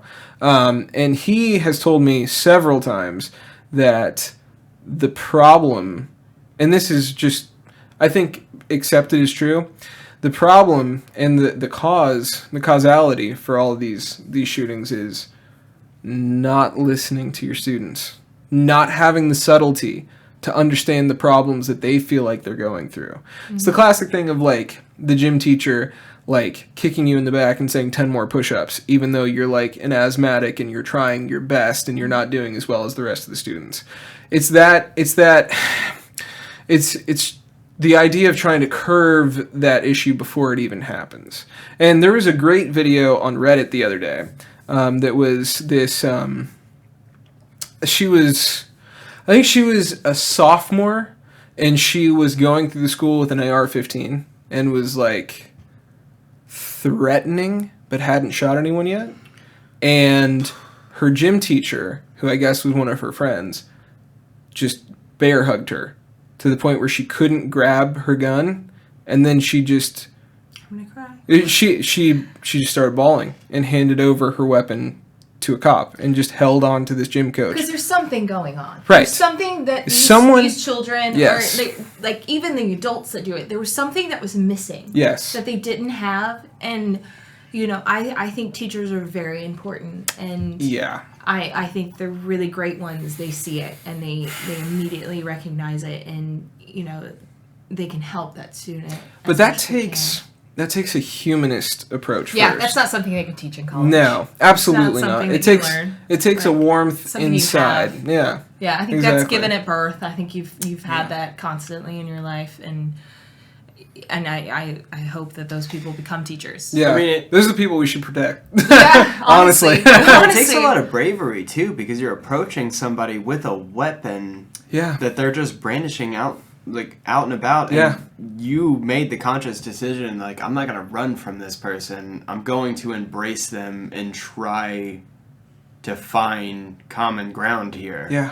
And comfort this individual. I mean, the amount of bravery that takes. Yeah. I listen. I would like to think that I can sit here and be there for anybody. You fucking walk up with a gun brandish, like Well, you have guns, so you're going to return fire. I don't. so I'm okay, going to hug chill you. out. I'm not just gonna go shooting kids though. Like I have a, like. And that, like Mr. Smith that I talked about earlier, like, you know, there was that moment in my high school years that I needed that, and I think he knew that I needed somebody like him in my life to be able to be like, hey, it's okay that you want to do theater, it's okay, like, and you know, he never like peer pressured me into anything, but it was like a very like supportive as an adult figure to be like, hey, there's something outside of Chapel Hill, Tennessee, Right. if you want to see it. You know, so Yeah. like for somebody like him, I feel like he would be one of those teachers to see somebody like Man, that. especially in a and be small able to- town, That's that is- amazing. That's very important, because when you grow up in a small my town gosh. like that, for someone to look you in the eyes, especially as a young individual, and say Yeah. there's more than just this 2-lane town Yep. with this one fucking supermarket. Like, there's so much Well, more out Right. there. Because so many of them will do the exact opposite. Because they because feel there's, insecure. a lot of people have a sense of pride in the fact that But I it's- grew up in this tiny It's little misguided town. pride. It is They- misguided. They've but developed that's that what it pride comes from. as a defense mechanism for the fact that That they they don't didn't go right, out and try to like try. do anything. Yeah. Oh, There's man. some The people in lack this of world ambition. I don't trust. If they say to me, my high school years were the best years of my life, I don't always trust those people. No. Right. You know, No. that Because is that a- means you stopped big- trying at a certain point. Yes. Yes. Ace- Or A long time ago. you might have been the problem. Yes. that Right, was yes. happening in that Listen, high I mean, school. listen. ASAP Yes. Rocky said it best, man. I just saw a video of him today. This short of him saying like, when did people all of a sudden try to make it become lame to try Yeah. to do something? Yeah. Like what? Why are you making fun of somebody for trying to do something, regardless of what it is? At least he's trying or she's trying. Yep. You're lame for saying that it's lame for Right. trying. Like, Exactly. otherwise, what, man? Like, listen, I love my parents to death, right? I have very supportive parents, but when I tell them about some of the stuff that I do like this, and I wholeheartedly believe in Red and I that eventually this will be our day-to-day job. You I know, believe it. whether it's By this, the way. you know, it's gonna be, it's gonna be more than this, but this will be a part of, like, you know, Yeah. the mechanism. And so, Be like, part of our lives. right, and Continually, you know, hopefully. I talk to them about it, and they're always like, you got a good job. You have a good job. Like, you know, Yeah. you went to school, you have a good job, you have good benefits, and I do. I'm one of the fortunate ones where, you know, I make, this is not a brag, but I make like $80,000 a year. It's great. And they're like, It's great. don't risk that. And I'm like, that's the problem. That is the that problem. is such a problematic mindset So right can there. I ask you a question? Absolutely, I would All love right. Please. that. Yes. So, and it's for both of you. So, when you were in school, were you a rule follower? Where, in a way where they said this, so they, you know, the whole thing growing up is, all right, kids, you're going to graduate high school, you're going to go to college, you're going to get that big boy, big girl job, you're going to find a house, you're going to start paying bills on your own. Yeah. And did you stick by that? No. Were you constantly like needing? No, really. No, not only was I such a bad student, because I felt like school was such a waste of time for me. I felt like high school was a place that I went to go hang out with my peers. Yeah. And I know probably a lot of high school people feel that way, but I always felt like I was wasting my time there. I knew, like, I'm not a dumb person, but I knew that I did not give a shit about physics at 6 o'clock in the morning. You know what I mean? Yeah. always I don't. knew I was not that kid. But like, I love, like, I think it's fascinating. I wanted more than that. And I didn't, for a long time, I really struggled because for a long time, I didn't know what I wanted. I didn't know. Well, when you're that age, you think partying is so like, okay, so like, I think it's social acceptance. And I find myself in a crowd, which is a very scary thing. So how you said you're one of those people where, you know, when you're by yourself or whatever, like you're typically a very quiet person until you feel like it's time to play a role. Mm-hmm. I'm a lot like that, but I never want to not be playing the role. So like when I'm by myself, I am very quiet in my head because I don't have a choice, but I almost drive myself insane that way. I live for the highs of being around people, and I try to be the funny guy, and I try to be like this character all the time. I want to be this. This is our extrovert coming out, right? Like, well, I'm 100% an extrovert. I am as well. That's what's funny is when I take that, I'm an extrovert. That is, yes. I live for that. I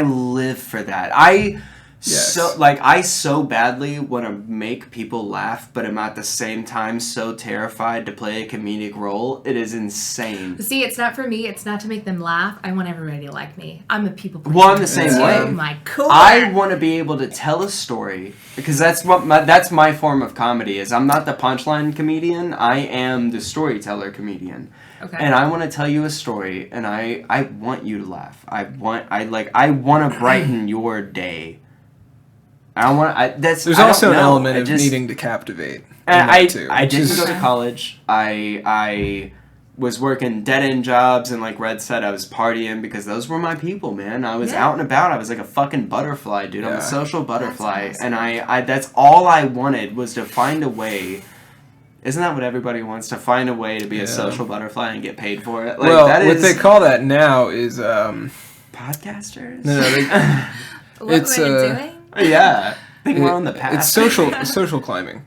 Is that what it is? Yeah, that's me, man. It's clout chasing.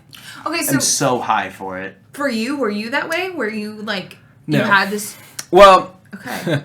I had some interesting years at that point because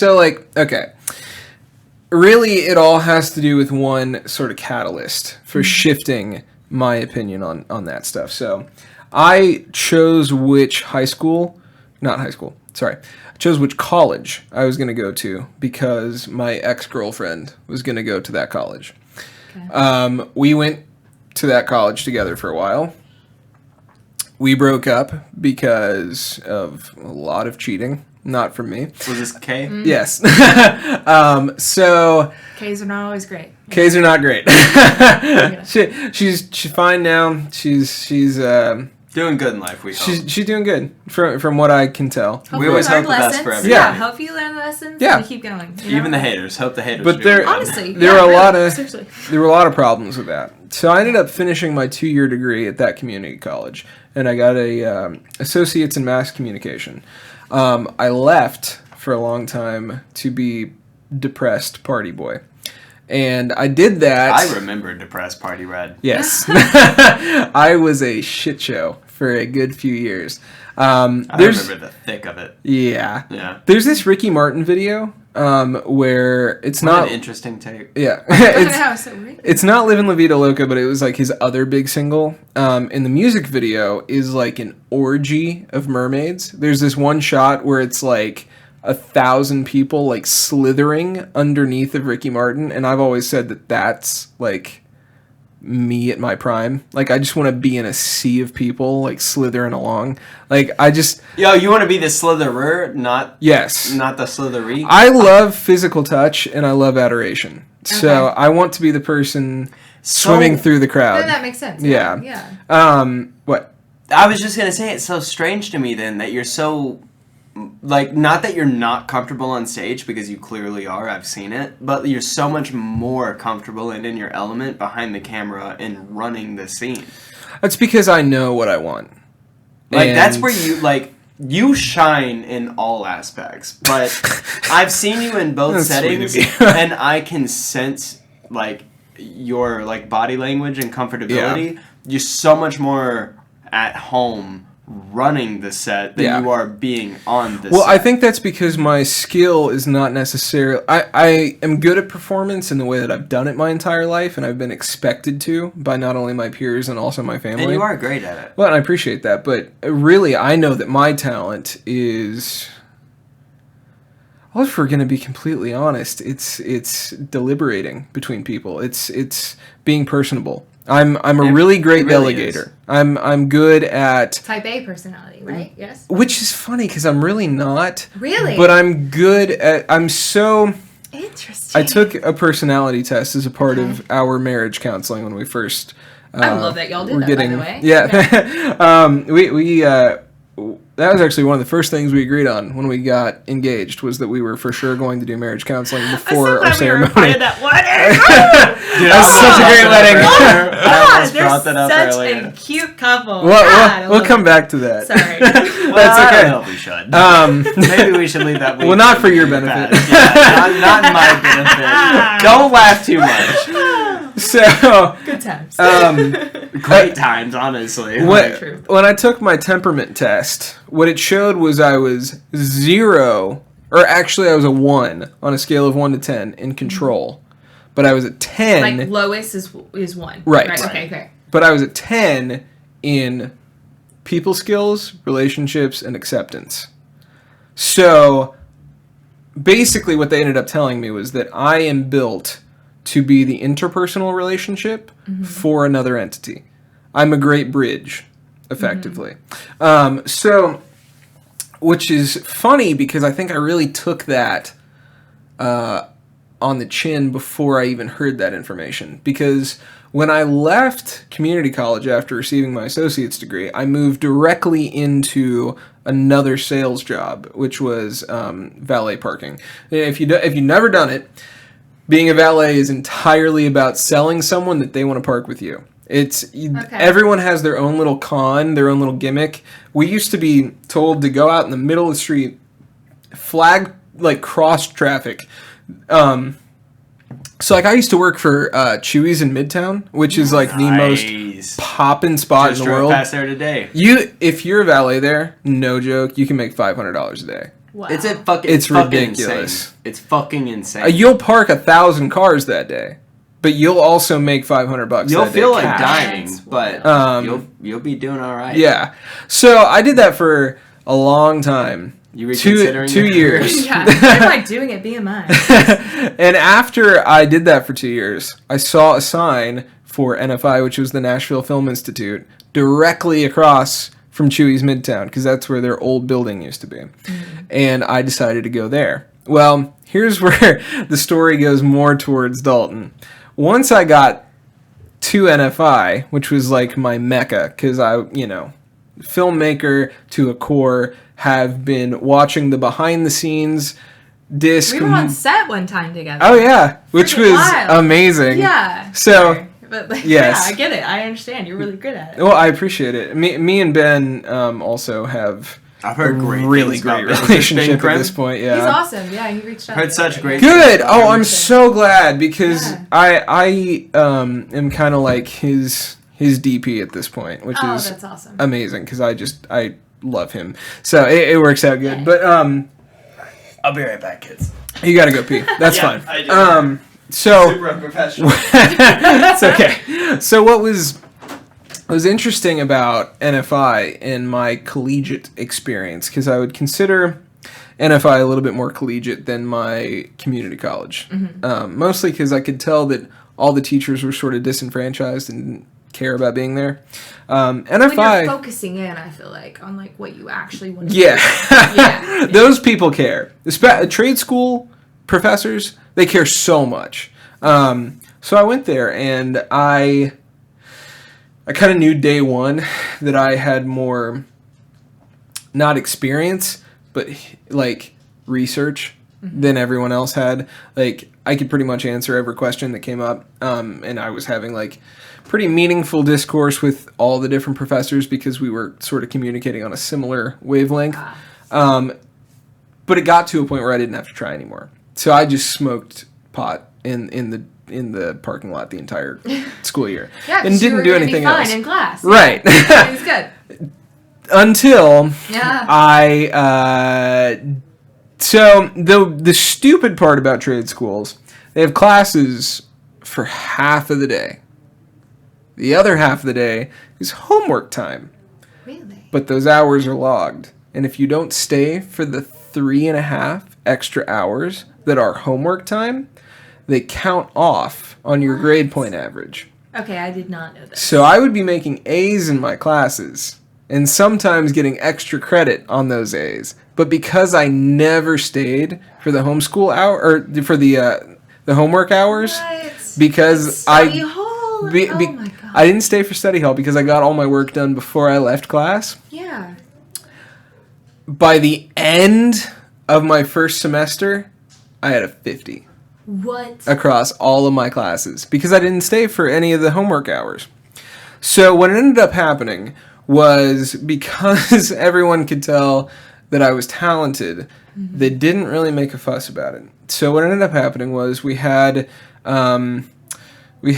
my great mentor and someone I am so pleased to be able to call an acquaintance and possible friend one day, Oh. Vincent Riotta, who is one of the premier acting coaches in the world and was nominated for an Academy Award with the movie Two Popes that came out a few years ago. Okay. So he Name drop. Right, Oh yeah. my God, thank you. he was my acting coach at NFI, and the only reason I got to graduate was because he made me do Brad Pitt's monologue from Fight Club, Boy. and he wrote a letter to the school I saying apologize for that. that I was too good at acting to let me not graduate. Because that's absurd. You did the work. Like, I did do the work. That's insane. Yeah. So the only reason I graduated was because Vincent Riotta was nice enough to stick his neck out for me. Otherwise, I would have a single associate's degree instead of an associate's degree and a bachelor's in cinema production. Every time I hear this story, I love it. I really do. I wish I was more like y'all, though. Because for me, in high school, they tell you those things that you're supposed to do. Right.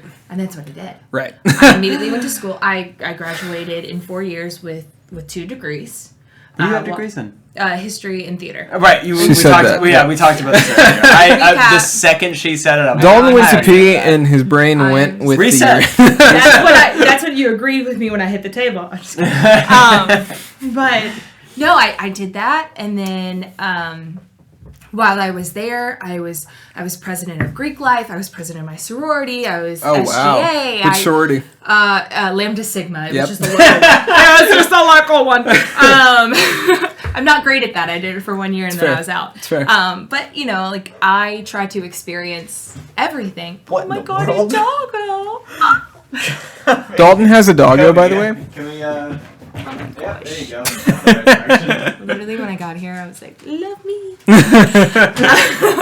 But no, it was just one of those things where I felt do like that. I had to do everything. And experience it all because that's what you're told to do. And then the minute I graduated, I found my job. I was Yeah. an intern. I got hired on. I've now been with them for 4 years. Yeah. I have my own apartment. I pay my own bills. Yes. And I'm now sitting here at 27, and I'm like, okay, well, I did everything they told me to do. Right, and I'm still not fulfilled. Well, I mean, There's something else, right? Yeah. So I did it to a degree. So like I didn't go to college, but I did work a dead end job until I was about 22. And then you joined the union. I joined like the an union. Italian. Right. You fucking gabagool eating motherfucker. So I Gabagool. went to school for 5 years, but it was a trade school and it was all union. It's through the United Association and everything. So I didn't go to college, but I did. But you get what I mean when they say the steps you're supposed to Oh, take yeah, to be yeah, an yeah, adult, yeah, yeah. to The live steps a you're supposed to fulfilled take. life. Yeah. That's where I think I went wrong. I always loved having the I wouldn't one say you went thing. wrong though, because it Hold on, was an hold on. experience, and now you are who you are, and you can take that with you Yeah. forever. Here's the real question. Does the American dream exist anymore? No.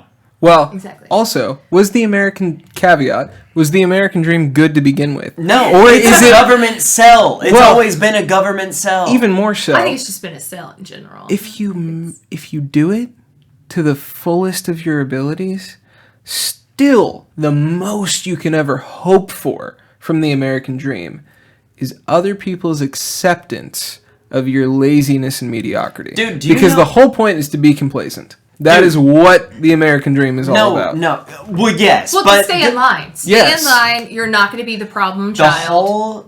But it's more Or than just that. a It's more than homeowner that. with the whole 3 government meals, dream. 6 figures, and the nuclear family. No, it's not even That's- 6 figures, my boy. The whole Well, not American anymore. dream. The whole American dream has always been a 2-bedroom, 2-bathroom house with a white 2.5 picket kids. fence Yep. and 2 kids. You know what they want? They want you to aspire to be middle class. That is the Right. American dream. That's it. Aspire to be middle class. Because if you can convince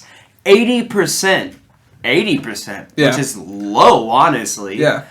If you can convince 80% to aspire to be middle class, To be mediocre. you're doing pretty fucking good. Well, you're doing if great you're as a on government. the upper- that's what I'm saying. Yeah. That, from the government perspective. Yeah. It's no, fuck that. Fuck the American dream. Yep. I'll listen. Everybody I work with that hears this is probably like, I can't believe you said that. Fuck the American Fuck dream. the American dream. Is bullshit. It is It's bullshit. So- they sold you a bullshit scheme, is what they Yes. did. I'm sorry. It's a pyramid scheme. But I just now realized that at 27. So I just turned 27 last month, and I realized, like, okay, I've done everything. Well, it's not too late to change it, though. It's not. never Not at too all. late. But I, like, realized, okay, I never don't too want to get late. married right now, and I don't want to have kids. Yeah. Like, so that's the next step, and that's not what I want to do. I'm Right. dying right now. Like, I'm bored. I don't Yeah. understand who I am right now, and I realized... Time for you to spread your wings and fly. So fun You're fact, fucking peacock. Weirdly enough, it's funny that you have this No, my God, are background. you moving? Are you about to say you're moving? Are you moving to New York? What the fuck, man? Are you How taking we- Nathaniel how are we with gonna have you? back on? Are you Because gonna that come boy down here? cannot get Yeah, I'm there. gonna come back. Yeah. Good. No, I'm gonna be Fuck back. that. We'll go up to New Or York. come see Well, me. I need to see my boy Peyton. I've never been to So- New York. It's such I a haven't either. goddamn dream I know. for me. I've been to You have no I idea. was Pennsylvania. 16. I've been to Baltimore. I've never I've been to New Chicago. York. Really? I've been to Okay, so Chicago. I got y'all will Chicago family. Y'all will come visit me then Totally. next time. Yeah. Oh my But god. no you kidding? joke. Yeah, that'd be I awesome. realized. But this, like, can we this crash year. with you? Oh, yeah, no, I New get York's it. New York is expensive. Yes. I'll sleep on your Uh-huh. floor, man. Yes, we'll get some futons pumped up. You're good. Yes. No, and I realized this year that my fear has always been like, okay, Kaitlin, what if you move there Yeah. and you hate it and you Yeah. move back? You were such a failure. You're a loser. No. And I realized that's the problem right there. Well, you That just is- can't yeah. have that Never doing attitude. it. Yeah, well, never Well, it's a doing mixture it of things. is the failure. Right. Saying Right. like, oh, I wish I would have. Because it's an experience either way. It's an experience. Yeah. Either it's something way. I did. Yeah. And so, honestly, since August Yeah. of last year, I've been like, I like signs. You know, whether it's God giving it to me, I don't know who it is, but Signs the whatever's out movie. there. Signs by Bon Jovi. And that it is a good movie, but Or actually, sorry. Just- Signs was by Tesla, an even shittier '80s hair metal band. Go ahead. Crazy. Sorry. I did not know that. Okay. But yeah, and so since August, I've been getting signs that are like, hey, like, Moved to New York. it's time. Yeah. And oh my since I god, was it's just 16, I another wanted one to- when you guys. I know. You're. And sorry, that probably Hey. got really loud. No, I'm maybe sorry. you're gonna be like huge in New York. Well, and that's the thing is, You never know. for the Don't first forget time, about us. I'm not just going for like theater or Right. music. I'm honestly going for me, and Yeah. that's a big thing for me to admit because I am a people pleaser, and I want to make sure that everybody's But it good should be and- for you. Okay, It should Yeah. be. but At listen, the core, that's what the it should whole be for. point of this podcast is Red and I had a very serious talk. We have friends that we consider talented, Above but talented. still, yeah. Well, we have friends that we consider talented, but the point of this podcast is it's got to be above talented. Right. Undiscovered above talented. You wouldn't be sitting God. here if we didn't think that you Yeah. had what it took to actually be more than, and not that Madam Improv is bad, but if you wouldn't be sitting here if we thought that you didn't have what it took to be more than Madam Improv. That's Yeah. Kaitlin Ladd is her own woman. Exactly. And Thank she you. can take over the entire fucking world, starting Yes. with New York. Oh, Yes. thank you. And Well- and honestly, Madam Improv was a lot to do with that. I hate leaving them. So Tuesday we had a Yeah. rehearsal, and this week was kind of the week that. So did you tell them? You broke it. Was that this week? It was. Aw. And my friend Sebastian, I love him dearly. Sebastian. He sounds really- like He's the only He's- guy in the yes, troupe, right? and Okay, and I he's want to make very- sure I was it's thinking never- of... yeah, it's never been like weird. He is like one of those that is just like Yes. he's just a great guy friend. that- Yes. Oh, he seems so so- great. Yeah. Gosh, such a great guy. Yeah. And he was really supportive about it. Yeah. And he even looked at everybody in the room and he's like, Kaitlin, everybody in this room has made a big move. Yeah. And you're the only one here that has stayed in Nashville. Yeah. Like, this is your home. Yeah. He was like, and you're younger than all of us. This is time. I think it's your time. Yeah. And it was like really like, made me want to cry because it was hard. Like I built Madam Improv with everybody and like, it's going to be sad to like, all right, I'm handing over these, these roles that I have and What a beautiful thing, though. At the same time, like, Yeah. what a beautiful thing. It's almost a passing of the Yeah. torch. Like, you started... It's okay, because in a couple months, her theme song is going to be, I hope I get it. yeah. But you started this beautiful uprising of, nothing against the people that you love from the previous group, but sorry. I did it worse than anybody so far. You started this beautiful uprising to the point where you were like, we just, listen, we're not trying to diss who we're with now, but we just want something different. Yes. And now you're leaving behind a legacy. Yeah, true, which yeah. is Even if you incredible. moved to New York, you're leaving behind a Yeah, because legacy. it wasn't True. just me. We all really, we came together and we realized the roles that we're going to be in. Like, Yeah. Sebastian is the one that created these awesome graphics that we have. Like, Great. I mean, it's freaking awesome that I can have, the Lord. support from these people. Gone. It's in the middle of the table. I got you.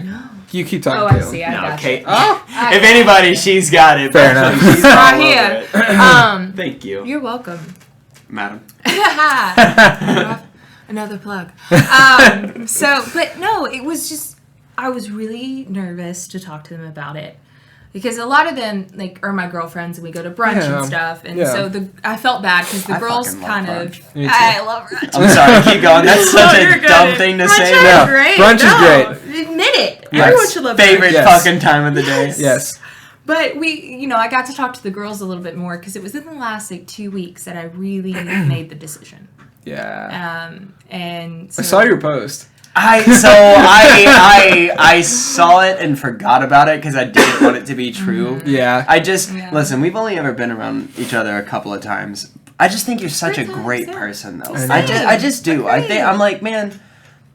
Also, I'm As going As to you're go... hanging out with these people, you're a great person. Aw. I feel like, honestly, I'm going to go on record and say that you and Nathaniel going to New York is probably the saddest Oh my God, move of Nathaniel's my going life. with you? I didn't know this. Well, no, Nathaniel's been planning to for years. He was the one that But was at he, yeah. Yeah, he was at the wedding. Not the wedding. I'm talking about the the cabaret. No, not the cabaret. He comes to everything because Yeah. he's Your wife the had a best. birthday party Yes, at he went to the Montgomery camping. Bell. Oh, I'm That's what sure. it was. Yeah, Yes. he's at everything. Yes, He's great. Super talented. Nathaniel individual.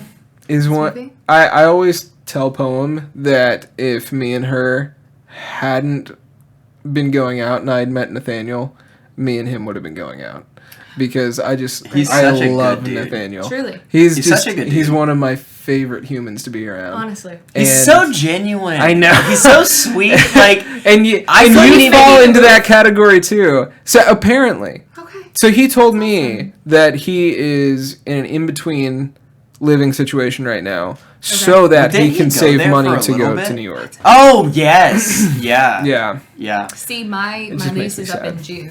And so Yep. that's So kind of where June's the I've- perfect time. Yeah. So Yeah. June's the time I'm doing it. And I don't think you'll move back.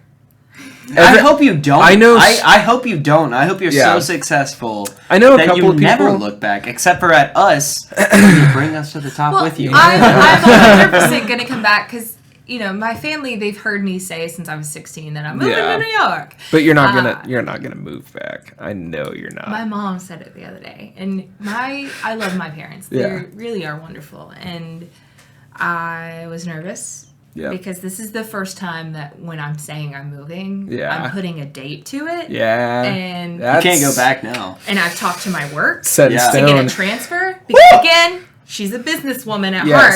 So I'm like, I have to have a plan. Like, I Yes. gotta have my job. I can't just like But pack that's a great though. suitcase That's and go. super smart. Yeah.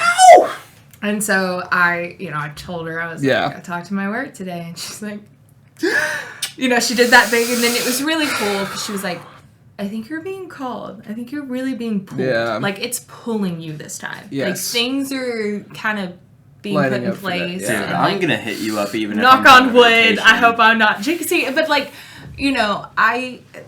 it's the time I need to do it. Yeah. Hey, if part 2 is a Zoom podcast, that's fine. No Zoom podcast. y'all are We're coming to see going. me. No, All right, we'll come to New York. I want to We're go gonna so come to New York. fucking bad. I can't stand it Yes. I know. anyway. I know. I've been to so Chicago. fun. I also really want to go. I do love like a the city. review of a musical. We could all three go to a musical and then do like a review. We'll of all it go or to a something. musical. I love that. We're gonna go to a musical. I love it. It has to be written by Harvey Firestein if we go. Because You we know all what? just did that I'm- voice. I'm 100% behind you going to New York now, just because I want to come sleep on your floor, man. Yeah. I do. Even very even That didn't if sound it's, creepy at all. even if it's not business related, I'm just gonna be like, hey, I'm in town. I honestly, I would love that. And Yeah. I do. I think it's the time. I think it's a beautiful thing. I think you should take advantage Fair. of it. You don't have in the best way. You don't have anything holding you here. No, you're not tied. You don't have a significant. I don't have. Yeah. No, I You don't have don't have a anybody to have to child. worry about. I don't have a kid. You Yeah. can go. You can. Dude. You can go and you can Make the best experience of it. life to the fullest. And even if all you get is a story, that is a story worth telling. At least And that's that is the best thing. But it does lead me to ask. Because New York is notorious for New York, their it's a comedy hell of a scene. town. They're notorious for their comedy scene. So, are you going to try to join a New York improv group, or are you going to hit the open mics, or is it both? So, I would love to see you on an open mic, honestly. Well, that's so funny. So I don't know if I ever finished earlier while you said, like, how did I get into improv? I ended up coming back to Nashville, and my mom was like, Kaitlin, like, there's not a lot of musicals happening right now. You should do stand-up comedy. And I was like, Mom, nobody just, like, does stand-up comedy. Like, that's a process that you have to start. But I was like, oh, I never went back to, like, what that New York teacher taught me, where he was like, you should join an improv group. I was now in Nashville, just literally Googled. First thing that popped up, auditions in the next week. And I was like, oh, again, to me, that was a sign. So I went, and I got in. Terrified, and you did it. Terrified, and I got in somehow. No, but Comedy is the scariest Hold on. fucking It thing, is. man. It really is. you're naturally funny though. You are. No. You're so no. You are though. You are. Yeah. That- I Like think it's my facial expressions. I think it's just because I do weird things. even still, I have a legit story that I think might boost your confidence on that a little bit. The first time that I met you Oh, God. was not in person. It was over a group chat with the entire Rocky Facebook group. And you know what my takeaway from that was? I looked at Poem and I said, that Caitlin's fucking funny. Dude, Red and I had a Like, conversation. actually. Oh Like, my I God. literally told her that night, like, I think you should do stand-up.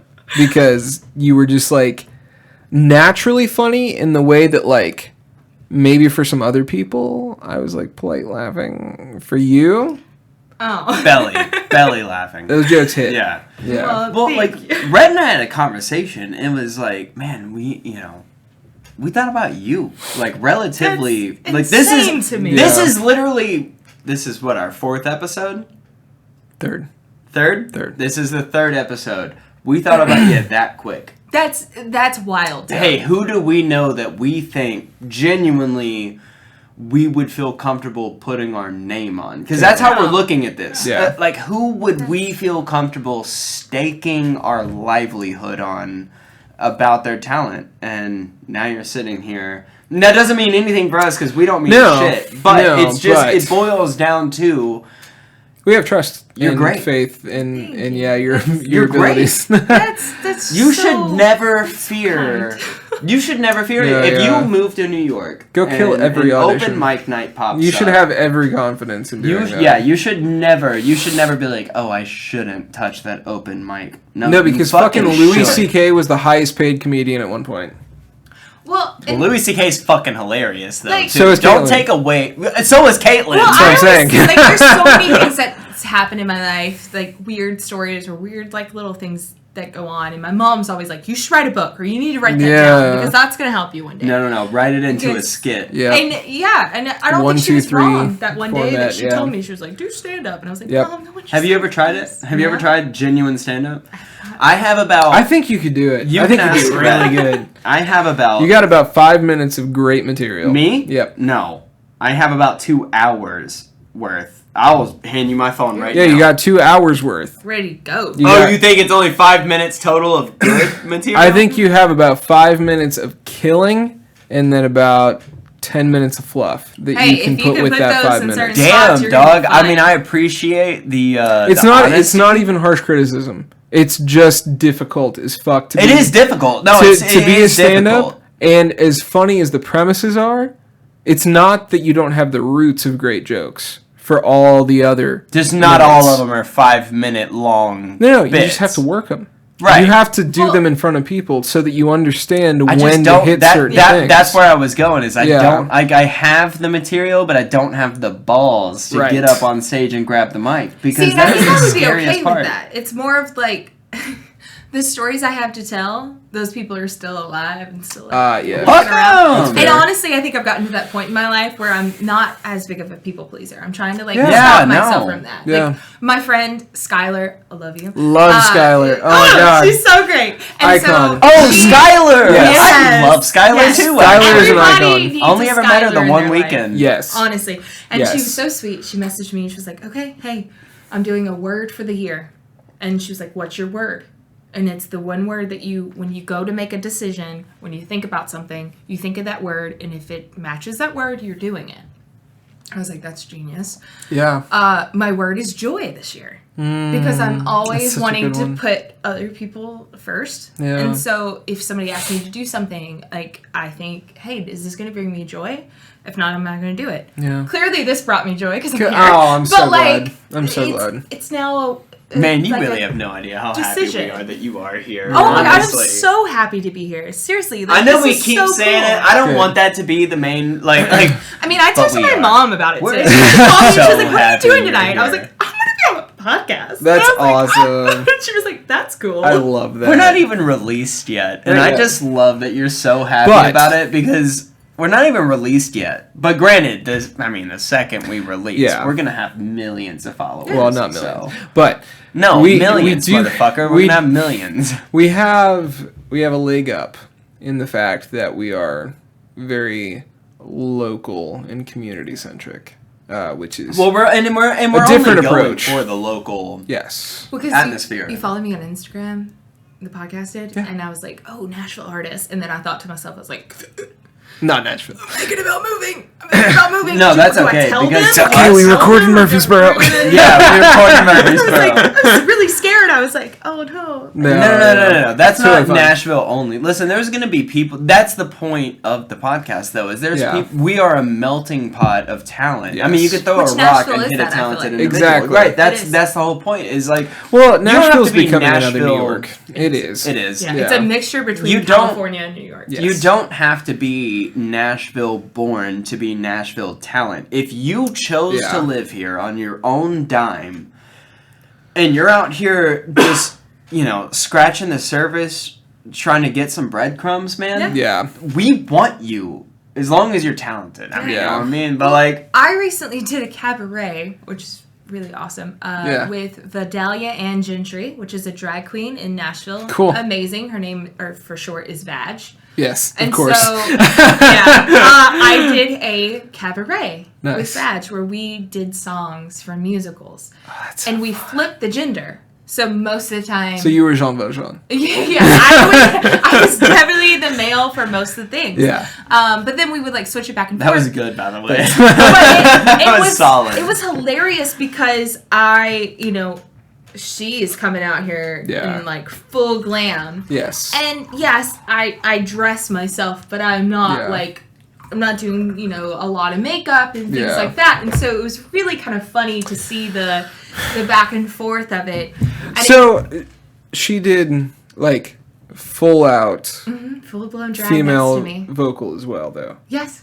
So that always bugs me because I'm a male soprano, and I don't understand how and this is By gonna the way, I love that sound it's, of it pouring. I just In the headphones. so good. yes, God, that is just Hopefully the it's viewers ASMR. like it because they should. Beautiful. I've done drag quite a number of times and absolutely love What? it. It's one of my favorite like things to do just You sort have? of like randomly. Yeah. you've Oh, done yeah. drag. Oh yes. That's Where the amazing. fuck was I at? Why didn't I get the invite? It's usually for Halloween stuff. Mostly because ever since I was a child. You wanted to be a female, Well, or like a female character. Sorry, I mean- let me Well, correct that. it's funny, yes, because my first love was Cats, the musical, and since the time, Sorry, I love you though. I It's love okay. you for it. but ever since, and I watched the good version, Okay, which yeah. was like the 90s The Broadway music, musical. yeah. And that one had a lot of very sexy dancing in it, from the men and the women. And I was obsessed with trying to recreate both. Then, as I got older, I did stuff like I won a Halloween costume contest being like an old like lady of the manor type thing. Oh, that's that was fun. And then I did me and my buddy Tidwell did a parody of Dr. Seuss where there's like thing 1 and thing 2 where we were slut 1 and slut 2. That was a fun one. Then we basically I've done a bunch of different iterations of my drag persona. But what I think is really interesting is that I have not managed to master girl voice in the way that I can sing with girl voice. I can do it as sort of like an affectation to my natural voice. And being a natural male soprano and being able to sort of like hit a male high C comfortably, I find it really odd that I can't do that. Like I can't make myself sound feminine when it comes to vocals Yeah. in a musical setting. And it's challenging. It is. Like that Incredibly. being like popular to me.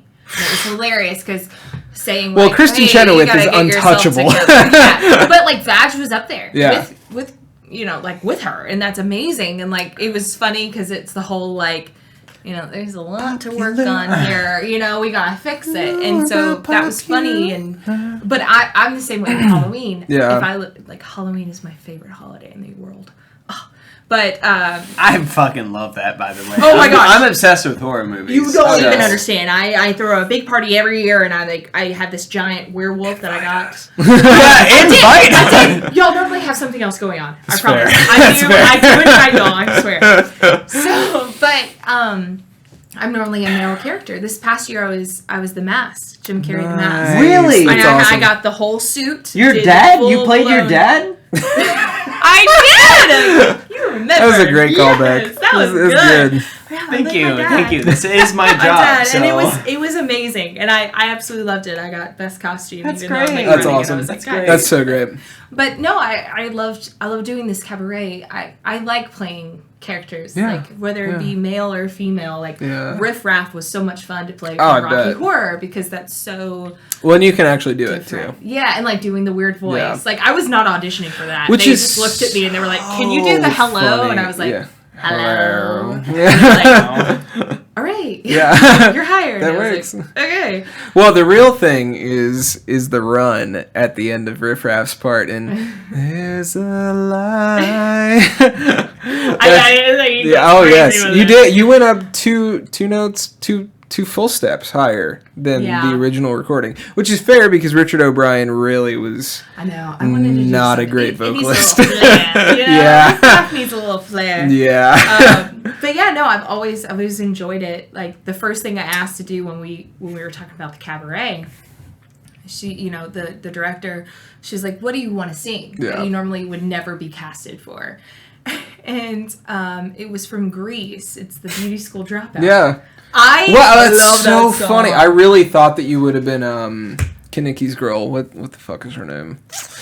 Rizzo. Yeah. Rizzo is my dream. One of my dream roles. That's what I would see you as. But I could be casted as that. But no one's gonna cast me as whatever his name is singing Beauty School Dropout. Oh, you were Richie Valens. Yes. No, that was or whatever the actor. Yeah, he was like a famous singer at the time, and he just comes for the dream sequence. I'll find it. Yes. Thank you.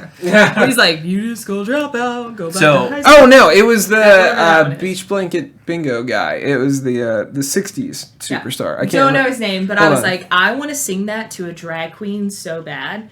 Where you're telling this drag queen, like, yes, you need to get a nose job. Frankie Avalon. That's it. Very close. Boom. Yes. And she was like, yeah, okay, you can sing that if you want. Because I know it was like a weird request. Like, that's smart, though. No, people liked it. I'm sure. People liked it. And I did the Hamilton, the King from Hamilton. I did his song. What's his song? I love that song. Yeah, I can hear it. I don't know the title of it. Yeah, I know. Like, oh. I am one of those bad, well, at this point, I think Hamilton is cliche, so maybe I'm not bad.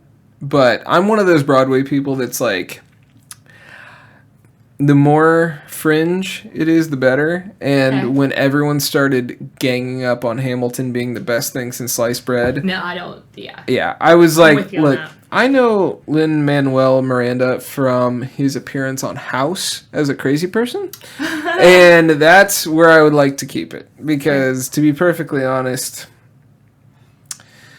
I think he can write it. I don't think he can cast yourself. He can write it. He can't star in it. I can't write it, so who knows? If I could write stuff, I would probably cast myself as well. You know, that's how I feel. You're going to know these things. I can't wait for you to know these things yourself. That's also true. It's going to be a fun journey for you. I cannot wait. Gosh. As long as I have him by my side, I feel like I'm safe. Just wait till you get to Equus. It's like watching a show and you like finish it. I'm just looking back and forth between y'all. It's like I don't even feel the need to say anything. I'm just like captivated. I feel like I'm the audience. I'm like captivated. But like How I Met Your Mother. How I Met Your Mother. How many times do you wish you could start that like as if you've never seen it before? Oh my god, every fucking time. Okay. Right now what we're talking about, we wish we were you right now. Because you're about to find out all of this stuff and it's going to be so fun. It's an exciting really journey. Amazing. Well, and on top of that, what's really funny is that most people, I think, don't take the classic like actor approach anymore. They take the fan to actor approach, and I think it's really rare. Is that honestly, what I did? Is that what fan to actor is? No. I would say the opposite. I think that's really the genuine way to do it, because if you listen to like the masters of the craft talk, it's never because they saw one thing and were like elated and had to go do this. It's because they went,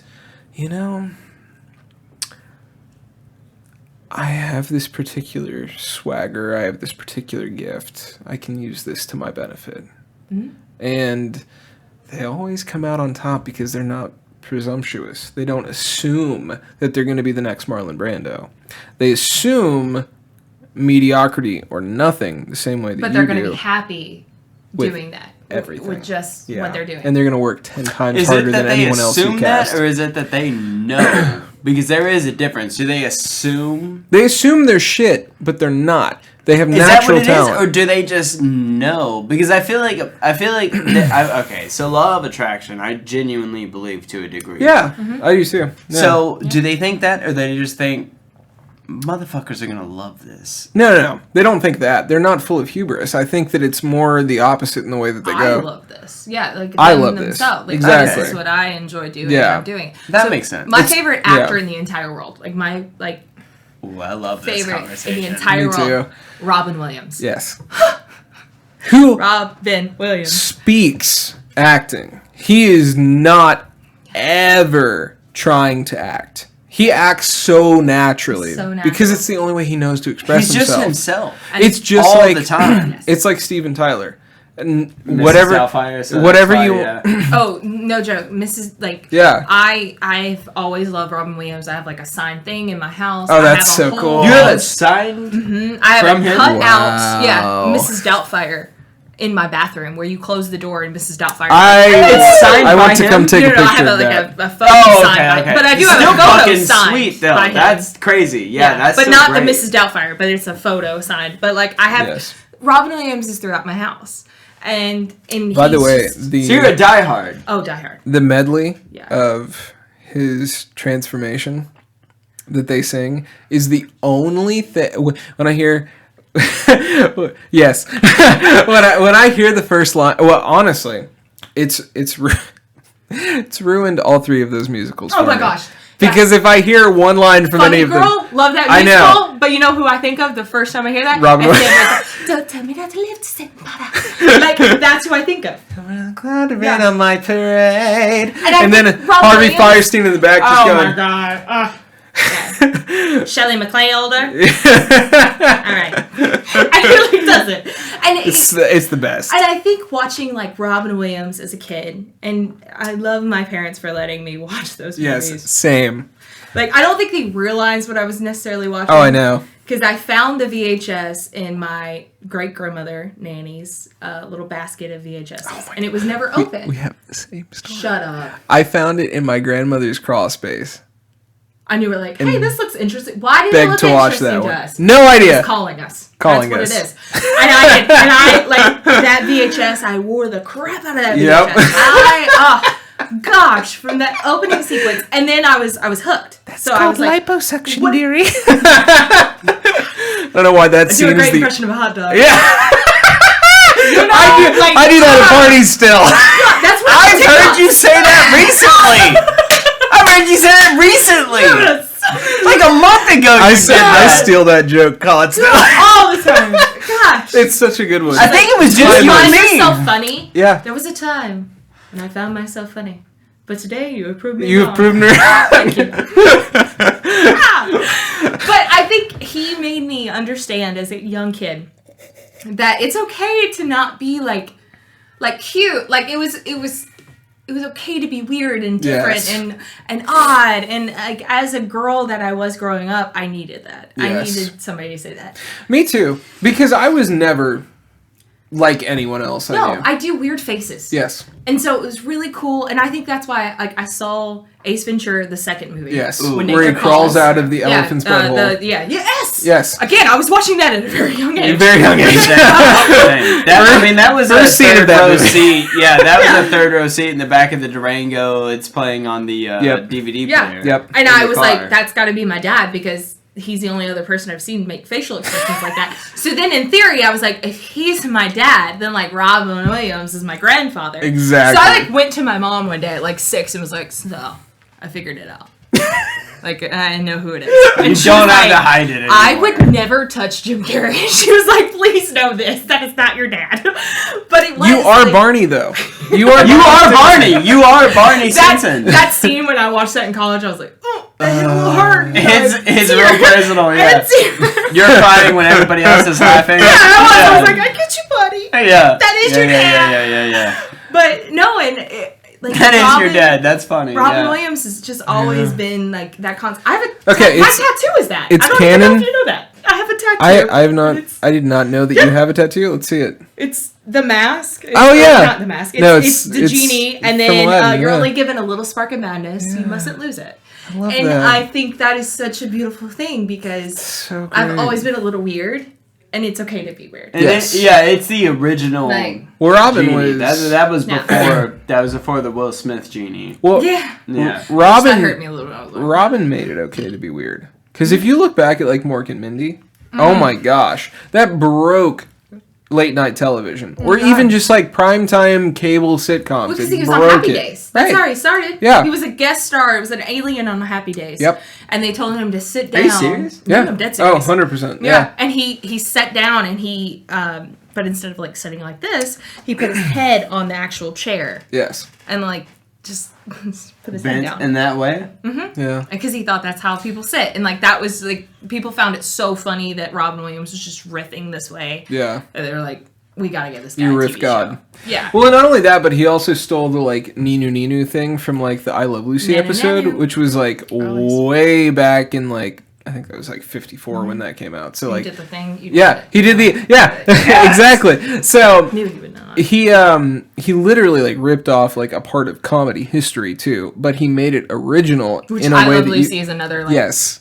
Same. Oh, same. If I could be that, I know. that's- I watched every episode. My parents growing up called each other Lucy and Ricky because Oh, my that's dad sweet. was a tan Latin percussionist and my mom was a choir girl from the Baptist church, and they like fell in love years later. So when does the book come out? Because Before my father passed, I tried to get him to write a book. He was 74 when he passed, and why can't you do it? I probably will. I need to get my living stepbrothers to contribute to that because You and they I could know a lot just start more. a podcast talking to him. That's a good idea. No, But you want to go off and we move have a to thing. We can do that over Zoom. You want to go off We and can do move that to over That- New that's York. a We can Zoom do that over podcast. Zoom. That's fine. No, we're not. We talked about this earlier. We don't do Zoom meetings. Okay, That's true. Y'all can visit me. true. That's it. We do want to come. We'll visit just you. move to No, New York. y'all dude. seriously will be. Or maybe we just move to New York. I would be Really? down to move to New York. I don't think Grace is down. But so I do want to ask you before we just completely run out of time. Not that we are close to kicking you out. I have three more questions that I I love have this. to ask. I'm loving all this. Not that we can do this for 4 hours. Who for all I cares care. the audience? Yeah, I I don't know. give a I'm shit having a about great them time. anymore. This is They fun. love it. So Yeah. this is one of my favorite questions that I ask people that enjoy cinema, which you do. You grew up yeah. loving movies. Fellini or Bergman? I asked Red this last week, when is the last time you think a movie was made that is... It's one of those movies where you know... preface this by saying American, because that was the trippy part of my reply. Okay, you're right, because but you came to me with Parasite. Because in my opinion, that is the last masterpiece that's been made. I saw that in the theater. And it was a very Okay, good so movie. Go ahead. I'm going to Sorry. leave American out of it, though. Okay. 'Cause the only reason Global why I said American masterpiece. towards you is because you came to me with a movie that wasn't... I was trying to be more grounded towards our audience. Well, and but- to be fair, I'm not really classically a fan of American cinema. I am You're right. especially a fan of Swedish films, French New Love Wave, and Swedish Italian. films, yeah. Very That's- artistic. I think I'm So, American, so the question is... I'm American. When is the last time you think a film was made that is going to stand the test of time? Like something like Good Will Hunting. When's the last time that you think a Good Will Hunting was made? Oh God. That's my baseline because it's a great movie. My baseline is Cool Hand Luke, but I agree with you as far as that being Okay, a great movie. but Good Will Hunting is more digestible. It's more for digestible. More people. It's 90s. That's why I use it. But it's also Miramax and Harvey Weinstein. But that's why I use which I don't love. But that's why I use it. Is it's more digestible by the common audience. What's gonna It is. outlive us? Yes. I get it. Yeah. Yeah. Cool Hand Luke is something that I'll tell you what country folk love. Cool So- Hand Luke is a great movie. It's a good movie. It's a moral philosophy. It's a good movie. And it's a tale that should be alongside Aesop's Fables, but it was made in the 60s. So my answer to, because I don't even know, but my answer to the closest maybe correct one is something like maybe like Interstellar. Okay. That was very, I feel like that was a movie that was artistically done enough to where not only was it artistic, but it was also well thought out, well directed, well Writing acted. was really good. The writing was beyond excellent. It's a heartbreaking movie. Yeah. It has several scenes in it where you're like, holy The writing fuck. is really the crux of all of it. Yeah. The writing is the make most or break. important part about Yeah. any film. Is there though. like Yeah. a time period that I have to choose between, or is I'm it saying was the Most last modern. time. Yeah, the Yeah. most modern. So because I said either Inception was unique enough to where it could 2010. stand. Yeah, it could stand the test of time. It was unique enough, or Inception was unique enough. You said that the first time, Interstellar, which is Right, Interstellar. I said Inception twice. You're right. Yeah, 2017 or 2018. so somewhere. So, like 6 years ago. Ooh, Do you have one where Once you were Upon like... a Time in Hollywood. Once Upon a Time in Fairly Hollywood is a great masterful. film. 2019. It's really good. It's a great film.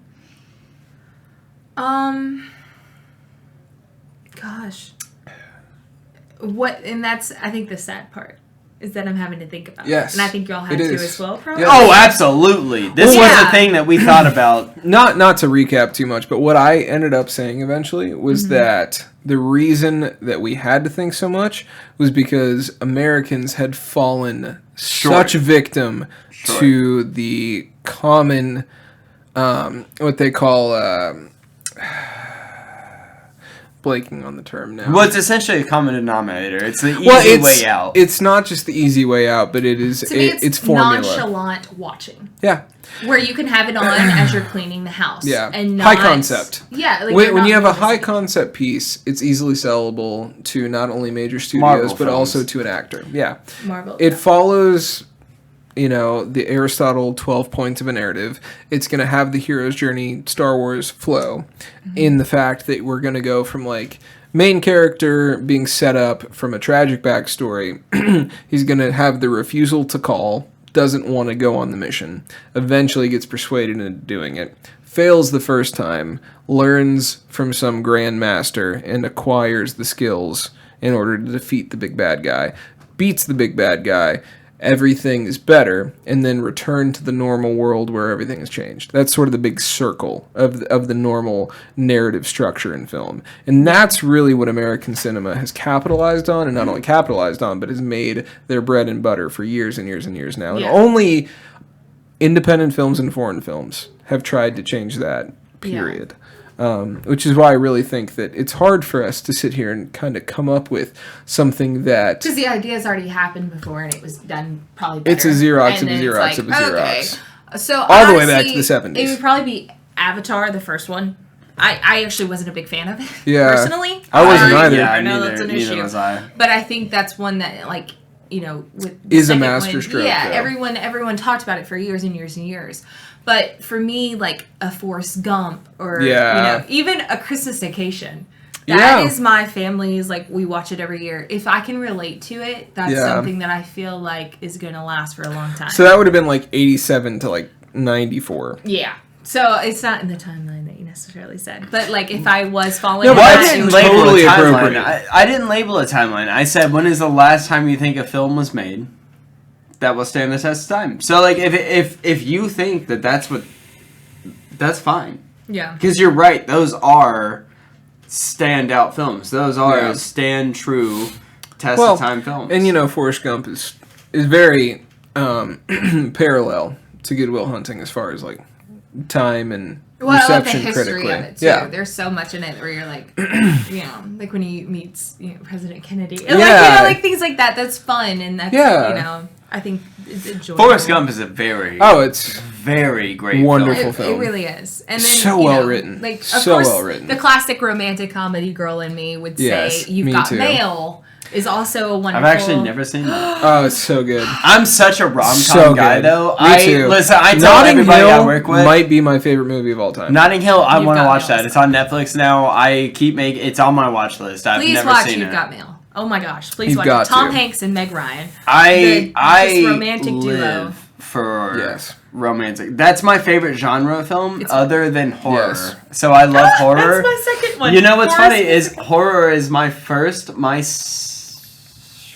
second, I say hardly because it might be my first, is romantic movies. I love them. That's so I love them interesting. so much. And I think this year we're about to have a new awakening. That's my into dream. romantic comedy. That'd be great. Because I've noticed like a lot of like trailers coming out. Like Reese Oh, Witherspoon's yeah. coming out with another one. And I like, know, there's like yeah. a bunch of people that I'm like, okay, hey, like Bridget Jones 4.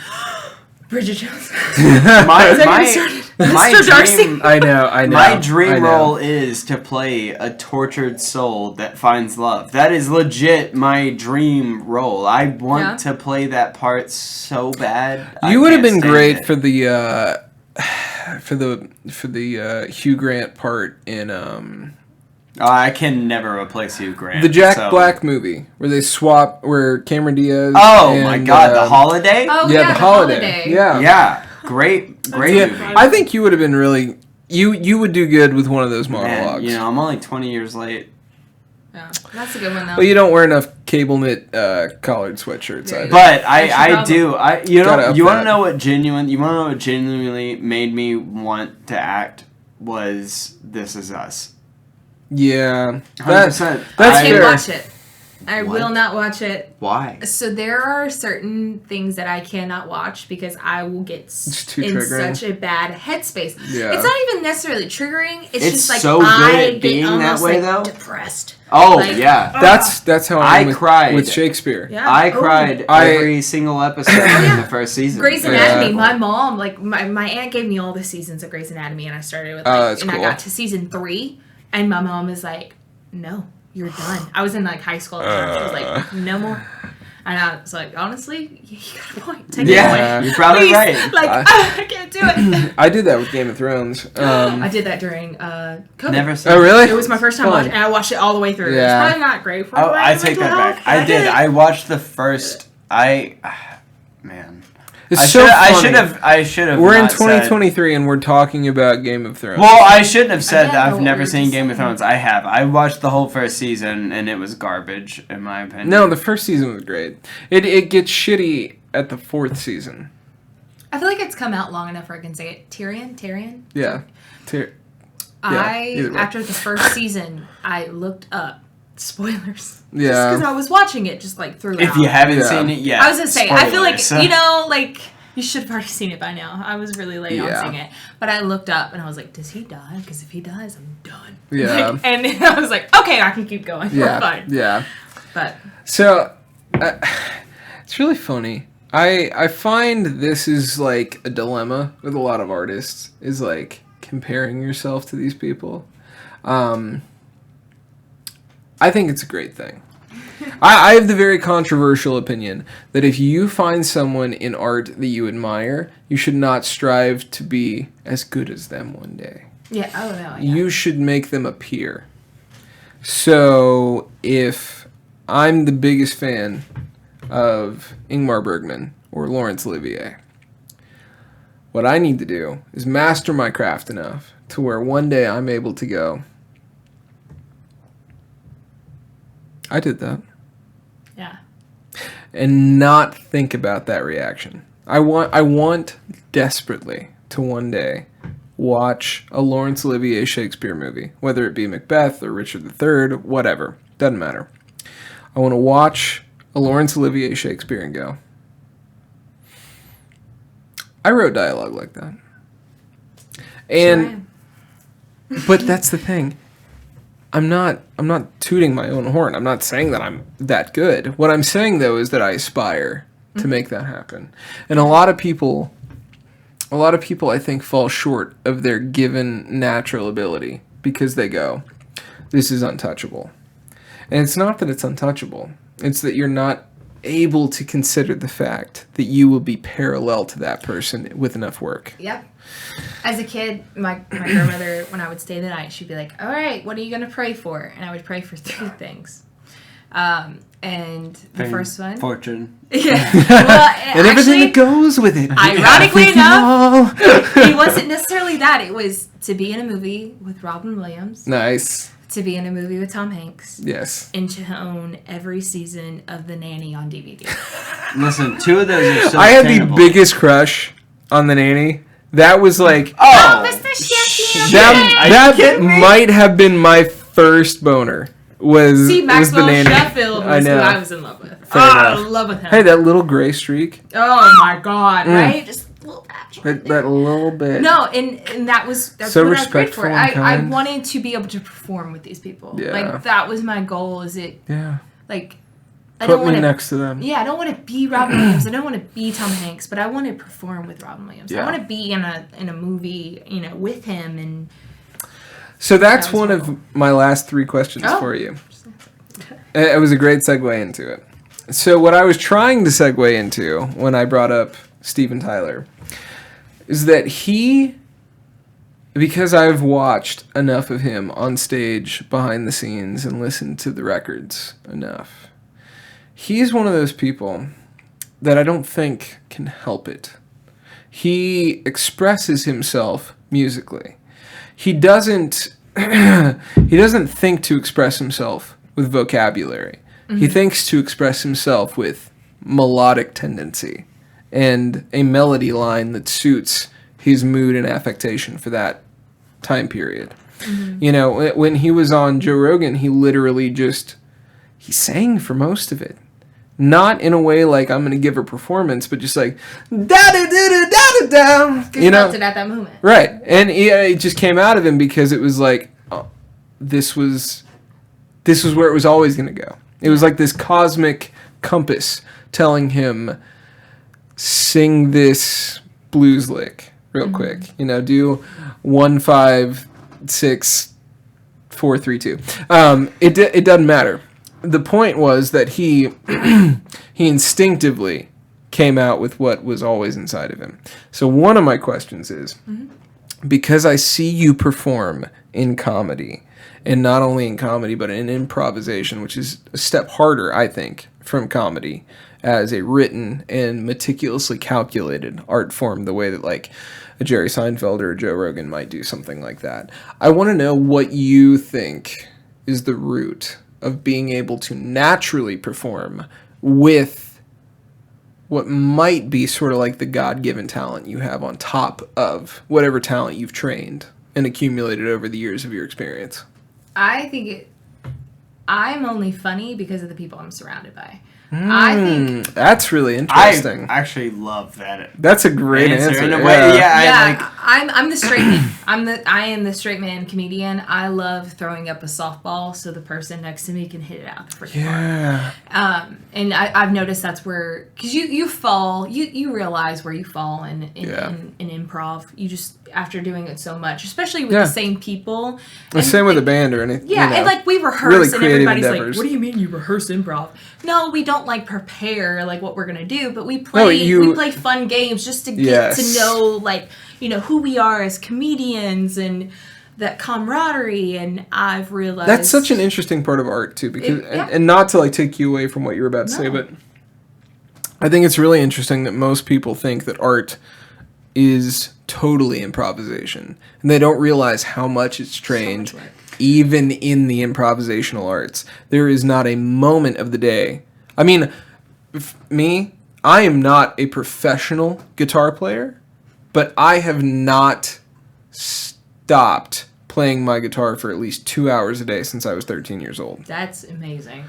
It doesn't mean that I'm incredible. What it does mean is that I am capable of playing the guitar at a proficient level. You put pride in that, and so you take a part of your day and make sure that you put that. Yeah. You put your time into it. And the funny thing about comedy, right? So what you're saying right now is, I just, people don't appreciate enough the person that does the lineup. Because somebody has to knock it out of the park, right? Yes. So, like, somebody has to give the delivery. There has to someone be also has to set it up. Someone has to set it up. Give you something. Yeah. Nobody appreciates enough the person in an improv group. It's different with stand-up, obviously. But when you're talking about an improv group, well, stand-up's one person. But what I'm saying is, stand-up's when you one look person. at an improv group, everybody laughs at the person and thinks that the person that finishes the punchline, that's the funniest person in the group. No, dude, you don't know what it took to line that guy up to knock it out, or that girl, or whoever. Like, well, it's the classic. The person Abbott who threw the thing. Pitch is just as important as the person who swung the bat. Yeah. And my friends that are in Madam Improv, they are so freaking funny, and I feel like they are just they're out of this world with what they think of. Like, I could never think of that. Like, But you do. We saw you do it. Yeah. But I think for me, I'm the one that's constantly thinking of the storyline. Yeah. Like, how can this be, like, how can we wrap this up in a really pretty bow at the end? Yeah. And that's where I want to try to, like, I lead their amazing ideas and I, like, make them come to the finish line right here. And that's my goal. That's my goal for every time I go into a scene. And what's funny is we pick that up about each other. We kind of realize where we're going. Because there's been times where it's messed up, where, like, I've been in a scene with somebody else and we're both trying to be the straight man. Right. And that is a boring ass scene. Yeah, it doesn't work. That's going to die. That's going to die real fast. It's funny because I've seen you do this. And the more that you explain it that way, the more I understand You're like, the oh, now structure. I figured it out. It's not Well, everything. it's not like a magician giving away their secrets, but it is sort of like a peek behind the curtain in the sense that I'm able to go, oh, well, I understand why you closed out 3/4 of the bits, because not only were you able to sort of like help everyone get to where they were going, but you also knew the appropriate ending for the scene because you were so instrumental in setting up most of the punchlines. Well, because I mean, think about it. From our childhood, it's a story, Yeah. beginning, middle, end. That's what we all love. Yep, You 1, know? 2, 3. We've learned that from a child. Yes. And so, I think in comedy, it's sometimes the same way, where you need that, especially in these scenes, Yeah. these improv scenes. Yeah. And so it's kind of been where I stood, and Sebastian gets on to me because I say straight man, straight person, or whatever you Yeah. want to call it. That's who I am, and that's where I fall with my comedy. I think. Well, and that's the classic sort of way to notate that. So, yeah. Okay, before we close out here are my three burning questions for you that I've had for a moment now. I thought you got through your 3 questions. I got through one of them, so I have 2. That was just one? I have two burning questions. You literally said fucking Bring it 3 hours ago. I know. I have 3 burning questions. Okay, so I'm gonna actually It's probably ask me them with my now. answers. Let's hit them. Hard-hitting And questions. you can give answers Oh. Or you can skip. to both. One of them is not really going to be an answer. It's going to be more of a challenge. All right, let's hear it. Ooh, okay. So, first, I want to hear from you what you believe personally about the existence or non-existence about extraterrestrial life. Oh. I want to know how you feel about aliens. Let's fucking mix it up. Yeah, I like that. Are you sure this is the end of the podcast? Because we might fucking dive into We a whole might- 3 hours. we That's might. what's fun is. I like talking to y'all. Y'all are very like personable. Like I feel like I can have a full blown just Good. conversation with y'all. That That's is the exactly whole- what Like That I is what forgot. we're Like there's shooting been for. many a times where I'm like, oh shit, Do you there's just wanna like come there's a over? camera and mic. And, like, You Good. want to come over next week? We might. Yeah. We can Let's do do all it. this again. So aliens first. Then number 2, I want to close out the podcast Okay. by us all 3 playing an improv game that we can play seated. oh my god. If you okay. can come up with one. Okay. Is that my job at Madam Improv? She's gonna spend the entire time. I just mean I know that it's difficult to take something that's seated, or take something that normally would be standing and make it seated. And eventually we will suit have. this. Maybe the I'll do like a opportunity. warm up. I think I have Cool, an idea. yeah. It's a cute little warm up. Cool. We actually did the night that y'all were there at that performance. Okay. Perfect. All right. Yeah. All right. All right. Aliens. Aliens. Extraterrestrials. Right? Yeah. I Yes. said that Do right. you believe yes or no? Yes. Explain. Good. Just simply because how could there not be anything else out Yeah, there? just Yeah. probably. The How world are we is the so one- big. yeah. Like I just think that there's no way that we're the only ones out there. Yeah. Like I think we're a small little pebble. Is there anything Of particularly existence. that has like swayed you to that belief? Is there any person or testimony? No, actually, I've never seen anything like, and it's the same with ghosts and stuff like that. Like, Right. Have you ever experienced a ghost? I have not. I don't want to. Yeah. I love horror and I love scary Yeah. stuff, but like, and I always say this, I love my nanny, my great grandmother. She was a big influence on my life. Loved her to death. She passed away, and I've always said like, "Hey, nanny, like I love you, but I don't want to see you until I'm gone." Like Oh, so, that's like interesting. don't pop up. Like I think I would just be so I have scared. nothing but ghost stories See, growing Oh, up. This is- that's cool. I don't want it because I This is funny. It's a whole other because podcast, though. you specifically asked not to see that. Dalton was not asking either way. No, Dalton asked to see it. Oh, you did? did. Oh, Okay. yeah. Sorry, I didn't remember that part of the story. Anyway, All right, I'm glad to know. So you yeah. asked not to. Dalton asked to. And then I, specifically, after my father died and my grandfather passed away, I've asked both of them to come visit me. And I know them, and I know that if that message had gotten to them, that they both would have. So I know that... So like you can see them Well- because I'm cool with signs.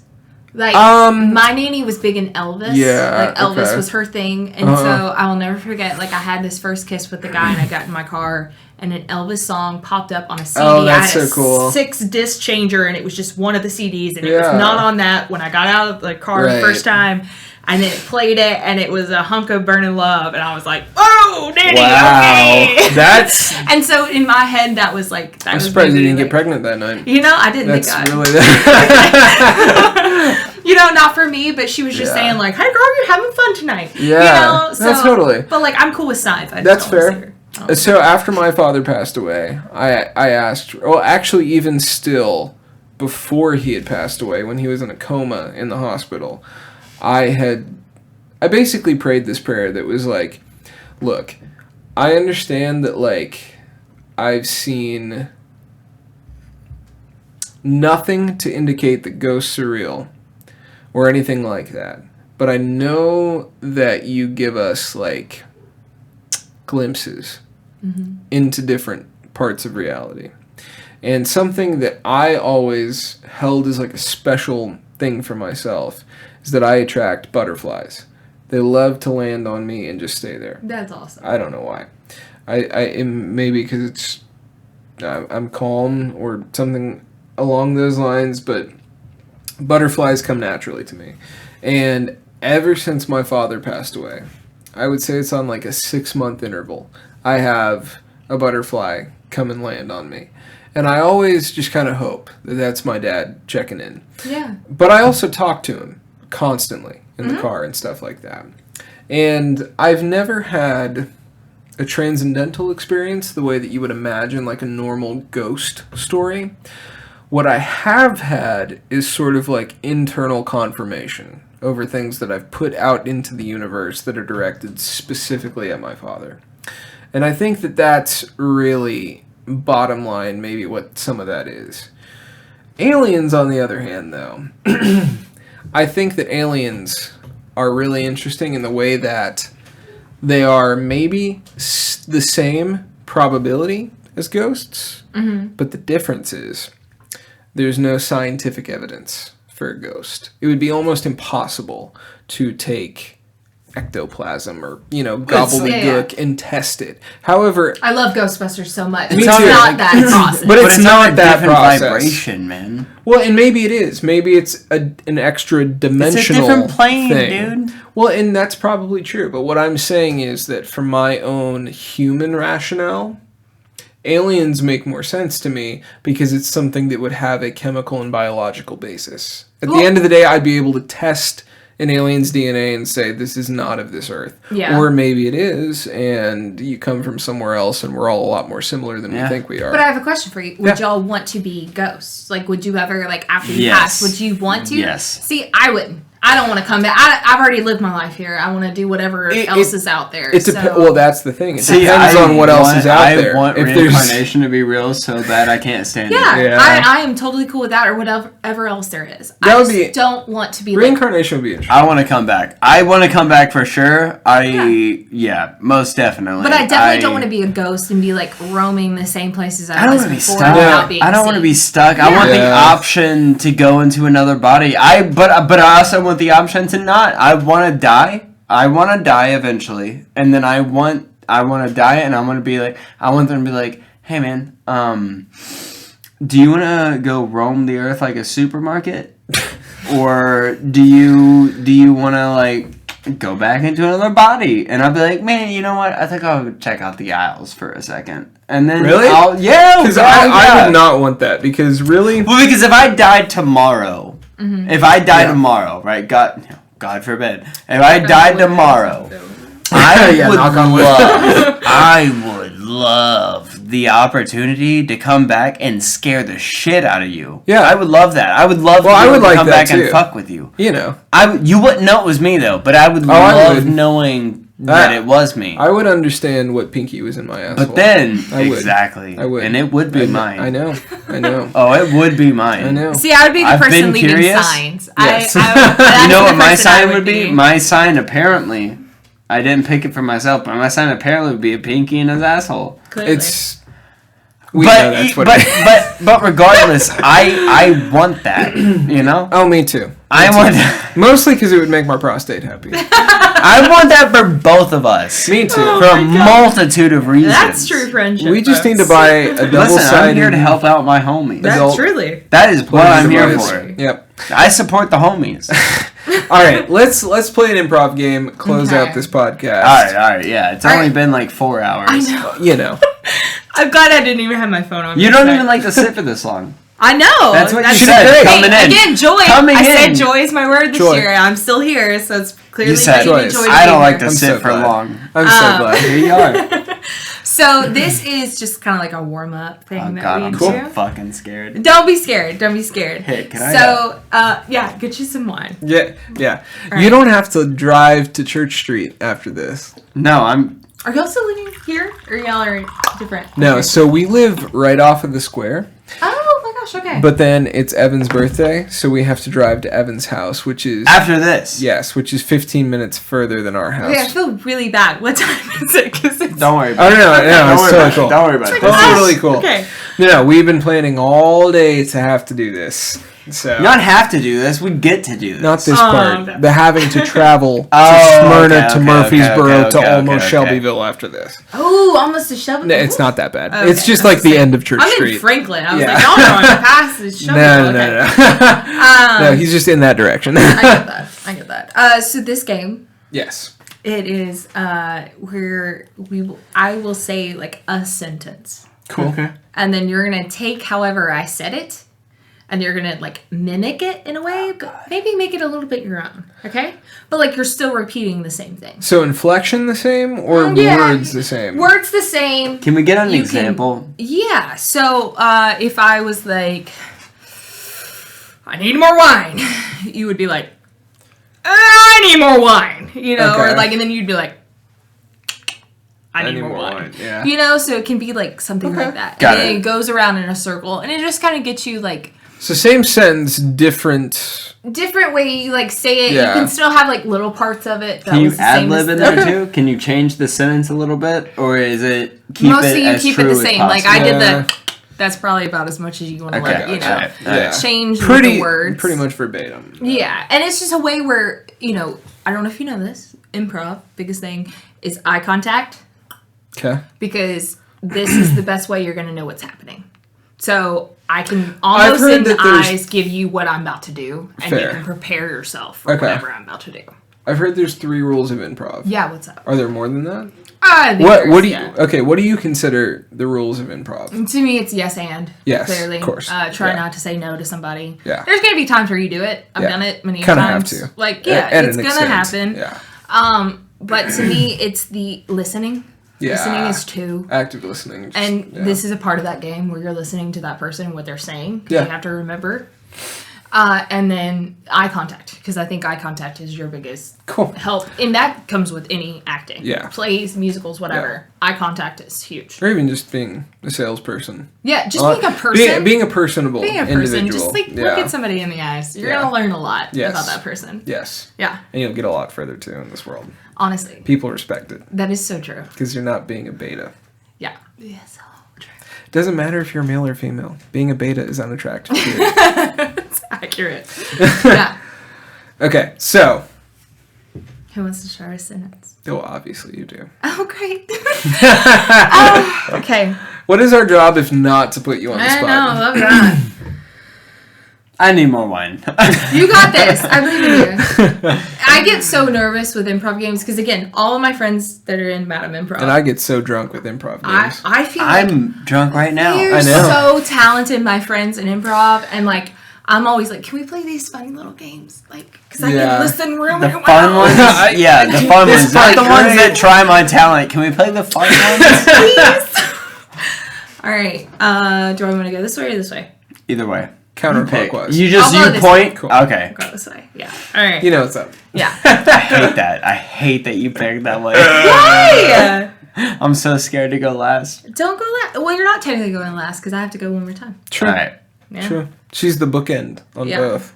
Fair Finish enough. it up. Go ahead. I'm really trying to listen to you right now. Look. I'm really trying to listen to you right now, but Okay. I am really trying to listen to you right now, but I am really trying to listen to you right now. But okay, I've been really trying to listen to you right now, and okay. Hey, listen. I've been really trying to listen to you right now, but I've been really trying to listen to you right now, but and that's how you do the game. I love it. It's just it's something easy, it's something simple, but it's just like it's fun, and especially when you can like be up and moving. Like, a lot of people are probably listening to this I right feel now, like it but amps it it's up a fun. little bit. You know? Yeah, you It can does. do something wild. So like Yeah. I'm big on my facial expressions. I don't mean to. Yeah. But they're crazy. And God, so, I wish we could no, play. it's good. I wish we could play it's Freeze. such- The freeze game right now. I wish we could play that. Okay, that's a good look, game. I didn't mean to do this right now, but I'm going to anyway. I thought of a great addition to maybe what could be a portion All right. of this channel, which was that on the podcast we could give each other challenges for the week, and then fun. part of the channel would be that we have to complete the challenges on our own and record it on our iPhones and upload it to the channel, or else we have to pay a penalty that's discussed on the podcast. Oh, I like that. That's fun. All right. Yeah. I'm a guest, so I can So, say I like that. I think we should let Kaitlin Ooh. have the first say in what the challenge for both of us should be. Okay. All right. What a fucking spot to put somebody in. I do that. I like that though. Okay. Go somewhere where you have to give them a name. So that's like a Starbucks or Chick-fil-A or Yeah. somewhere like that. And I want you to give them like some completely ridiculous name. Yes. And then when they call it out, you be like, "Yes, I am." Ba ba ba ba. Like you know, like you have to like then like they've already said it Oh, out I loud, love but then that. you have to like really be like, Yes. "Yes, I am." Shadadada. Like, Well, okay, the way yeah. you're saying that makes it Right. seem to me like I have to come up with the name for like the lead singer of like a barbershop group. Ooh. or maybe like a carnival barker. Yeah, I want something that's not like it doesn't have to be like vulgar or anything. No, it's just no, gotta no. be like your stage name. If you could choose Yes. that's it. If you could Shabba Balloon. That's it. That would clearly be mine, I guess, because My name is Shabba And we watch have out to, for me in New York. And we have to record ourselves sending And I a want it promo to be like New York. they say it, and then Shabba-ba-boom. you're like, "Yes, I am," as you're walking up to get whatever the order is. Boom. Perfect. Okay. That's a really I'm I proud love of it. myself. Good. Why would you ask Yeah, her that was beautiful, Kaitlin. Thank you. Okay, so what's the penalty if we don't complete this challenge by the end of next week? By the end of the next recording of our podcast. Oh, you fuck. Oh my god. Well, that's what gives it stakes, I don't and that's think the only way I can get penalty. both of our lazy asses to actually do the challenge. So Okay. Can they be like separate ones? Because I feel like Sure. okay, Yeah. okay. just as long as it's Because your painful penalty's for gonna both be of easier. us. I'm sorry. Just because you've said a lot about what you maybe not like. Right. You would have to join like a. There's a lot of open night like improv group things that happen. And Oh wait, you hold on. would have to- If I don't do this one challenge, I have to fucking join an improv No, group? not join it. Like they do like open you have mic to do them nights. in open mic night. Yeah. Or if anything, y'all do I an can, open mic night? No, but I can ask him, Madam Improv. I'll be like, "Hey, so this guy I know I love you did this. not do the," and they would totally be welcome to do that. I'm I sorry. love this. They would totally I be love up for this. doing. Fuck. So you have to join Madam Improv for today. Okay. I love it. And Oh that- my and god, that that's could be- so I, do you know why we have that sticker, right? I considered joining whenever she performed You were at the hopeful cabaret, that you could No, have I- gotten we accepted haven't done into auditions Madam yet. Improv. So there's a chance that we were gonna I start. stopped Kaitlin, and that's why I have her number. Actually, is I was like, Accurate. "Hey, can I get your number? I am actually really interested in maybe doing something Madam Improv is just so with talented. y'all later." Like, And y'all are super funny. I was just like, I want to be a part. Like, I just want to be Yeah. a part of it. And she was like, "Yeah, here's my number. Here's my Good. sticker." So, And that's Jen- how she's. So you would have to join Yeah. a Tuesday night rehearsal. It doesn't even have to be like a show. You can get. You just have to can be do at a that. rehearsal. They're and in you have to Nashville do- too. So you Yeah. just Yeah, have it's to- right down the road from Yeah. my job. You're fine. Yeah, so you'd have to What just time do join y'all do rehearsals? 7 o'clock. Perfect. Okay. So And last in like Go get you can dinner? I'm just gonna Go to make you do an rehearsal? hour. It's normally 2 hours. I'll make you do an hour. I'll come out and film it. Yeah. So here's the Fuck other. you! Like this is a sideshow. Okay, well, we both have to complete this challenge first. The other portion of that is that our Mine and Poems Madam Improv sticker went onto a bookshelf that we have that is devoted to housing all of the brands that we like to rep. Oh. So we just wanted to let you know I love that. you have joined the Aw. the grouping of our favorite brands. That's so sweet. So we've got like a Gucci sticker and like a weed brand that we really like, Yes! and We're in good company. and- yeah, it's great. A couple local bands. That's awesome. Yeah. Yeah. No, seriously, like this company right here will forever be in my heart, no matter That's if I'm so here in great. Nashville or New York. Yeah. Like these people that I started with, it was the 6 of us. We're friends, and we're all so different. We should not be friends in real life. Like if you like just look at who we are outside of Madam Improv, we don't make sense. But those are the people that stick together like glue. Yeah. For some reason. Yeah, and we were It's just how it always goes. so supportive about what everybody does. And I mean, again, Tuesday it was really hard because Yeah. it was the first time that it was like official, and they were so supportive. That's So awesome. supportive, and it's going to be something where I support them. Maybe if I'm not still doing it, or like it's one of those things where I try to get them to New York or whatever. Yeah. Yeah, it'll always be a wonderful, wonderful thing. Man, That I honestly, I can't. I hope you. I don't want you to leave us, but I hope you do. I hope. It's like one of those weird things where Go like Sprout. I don't want you to leave Blossom us, but I somewhere hope else. that you take over New York. I Yeah. really do. I Be do. great. I think that Be you have it amazing. in you. I think that you're very funny. I think you're very talented. I like I said in the beginning of this, I have seen other improv groups.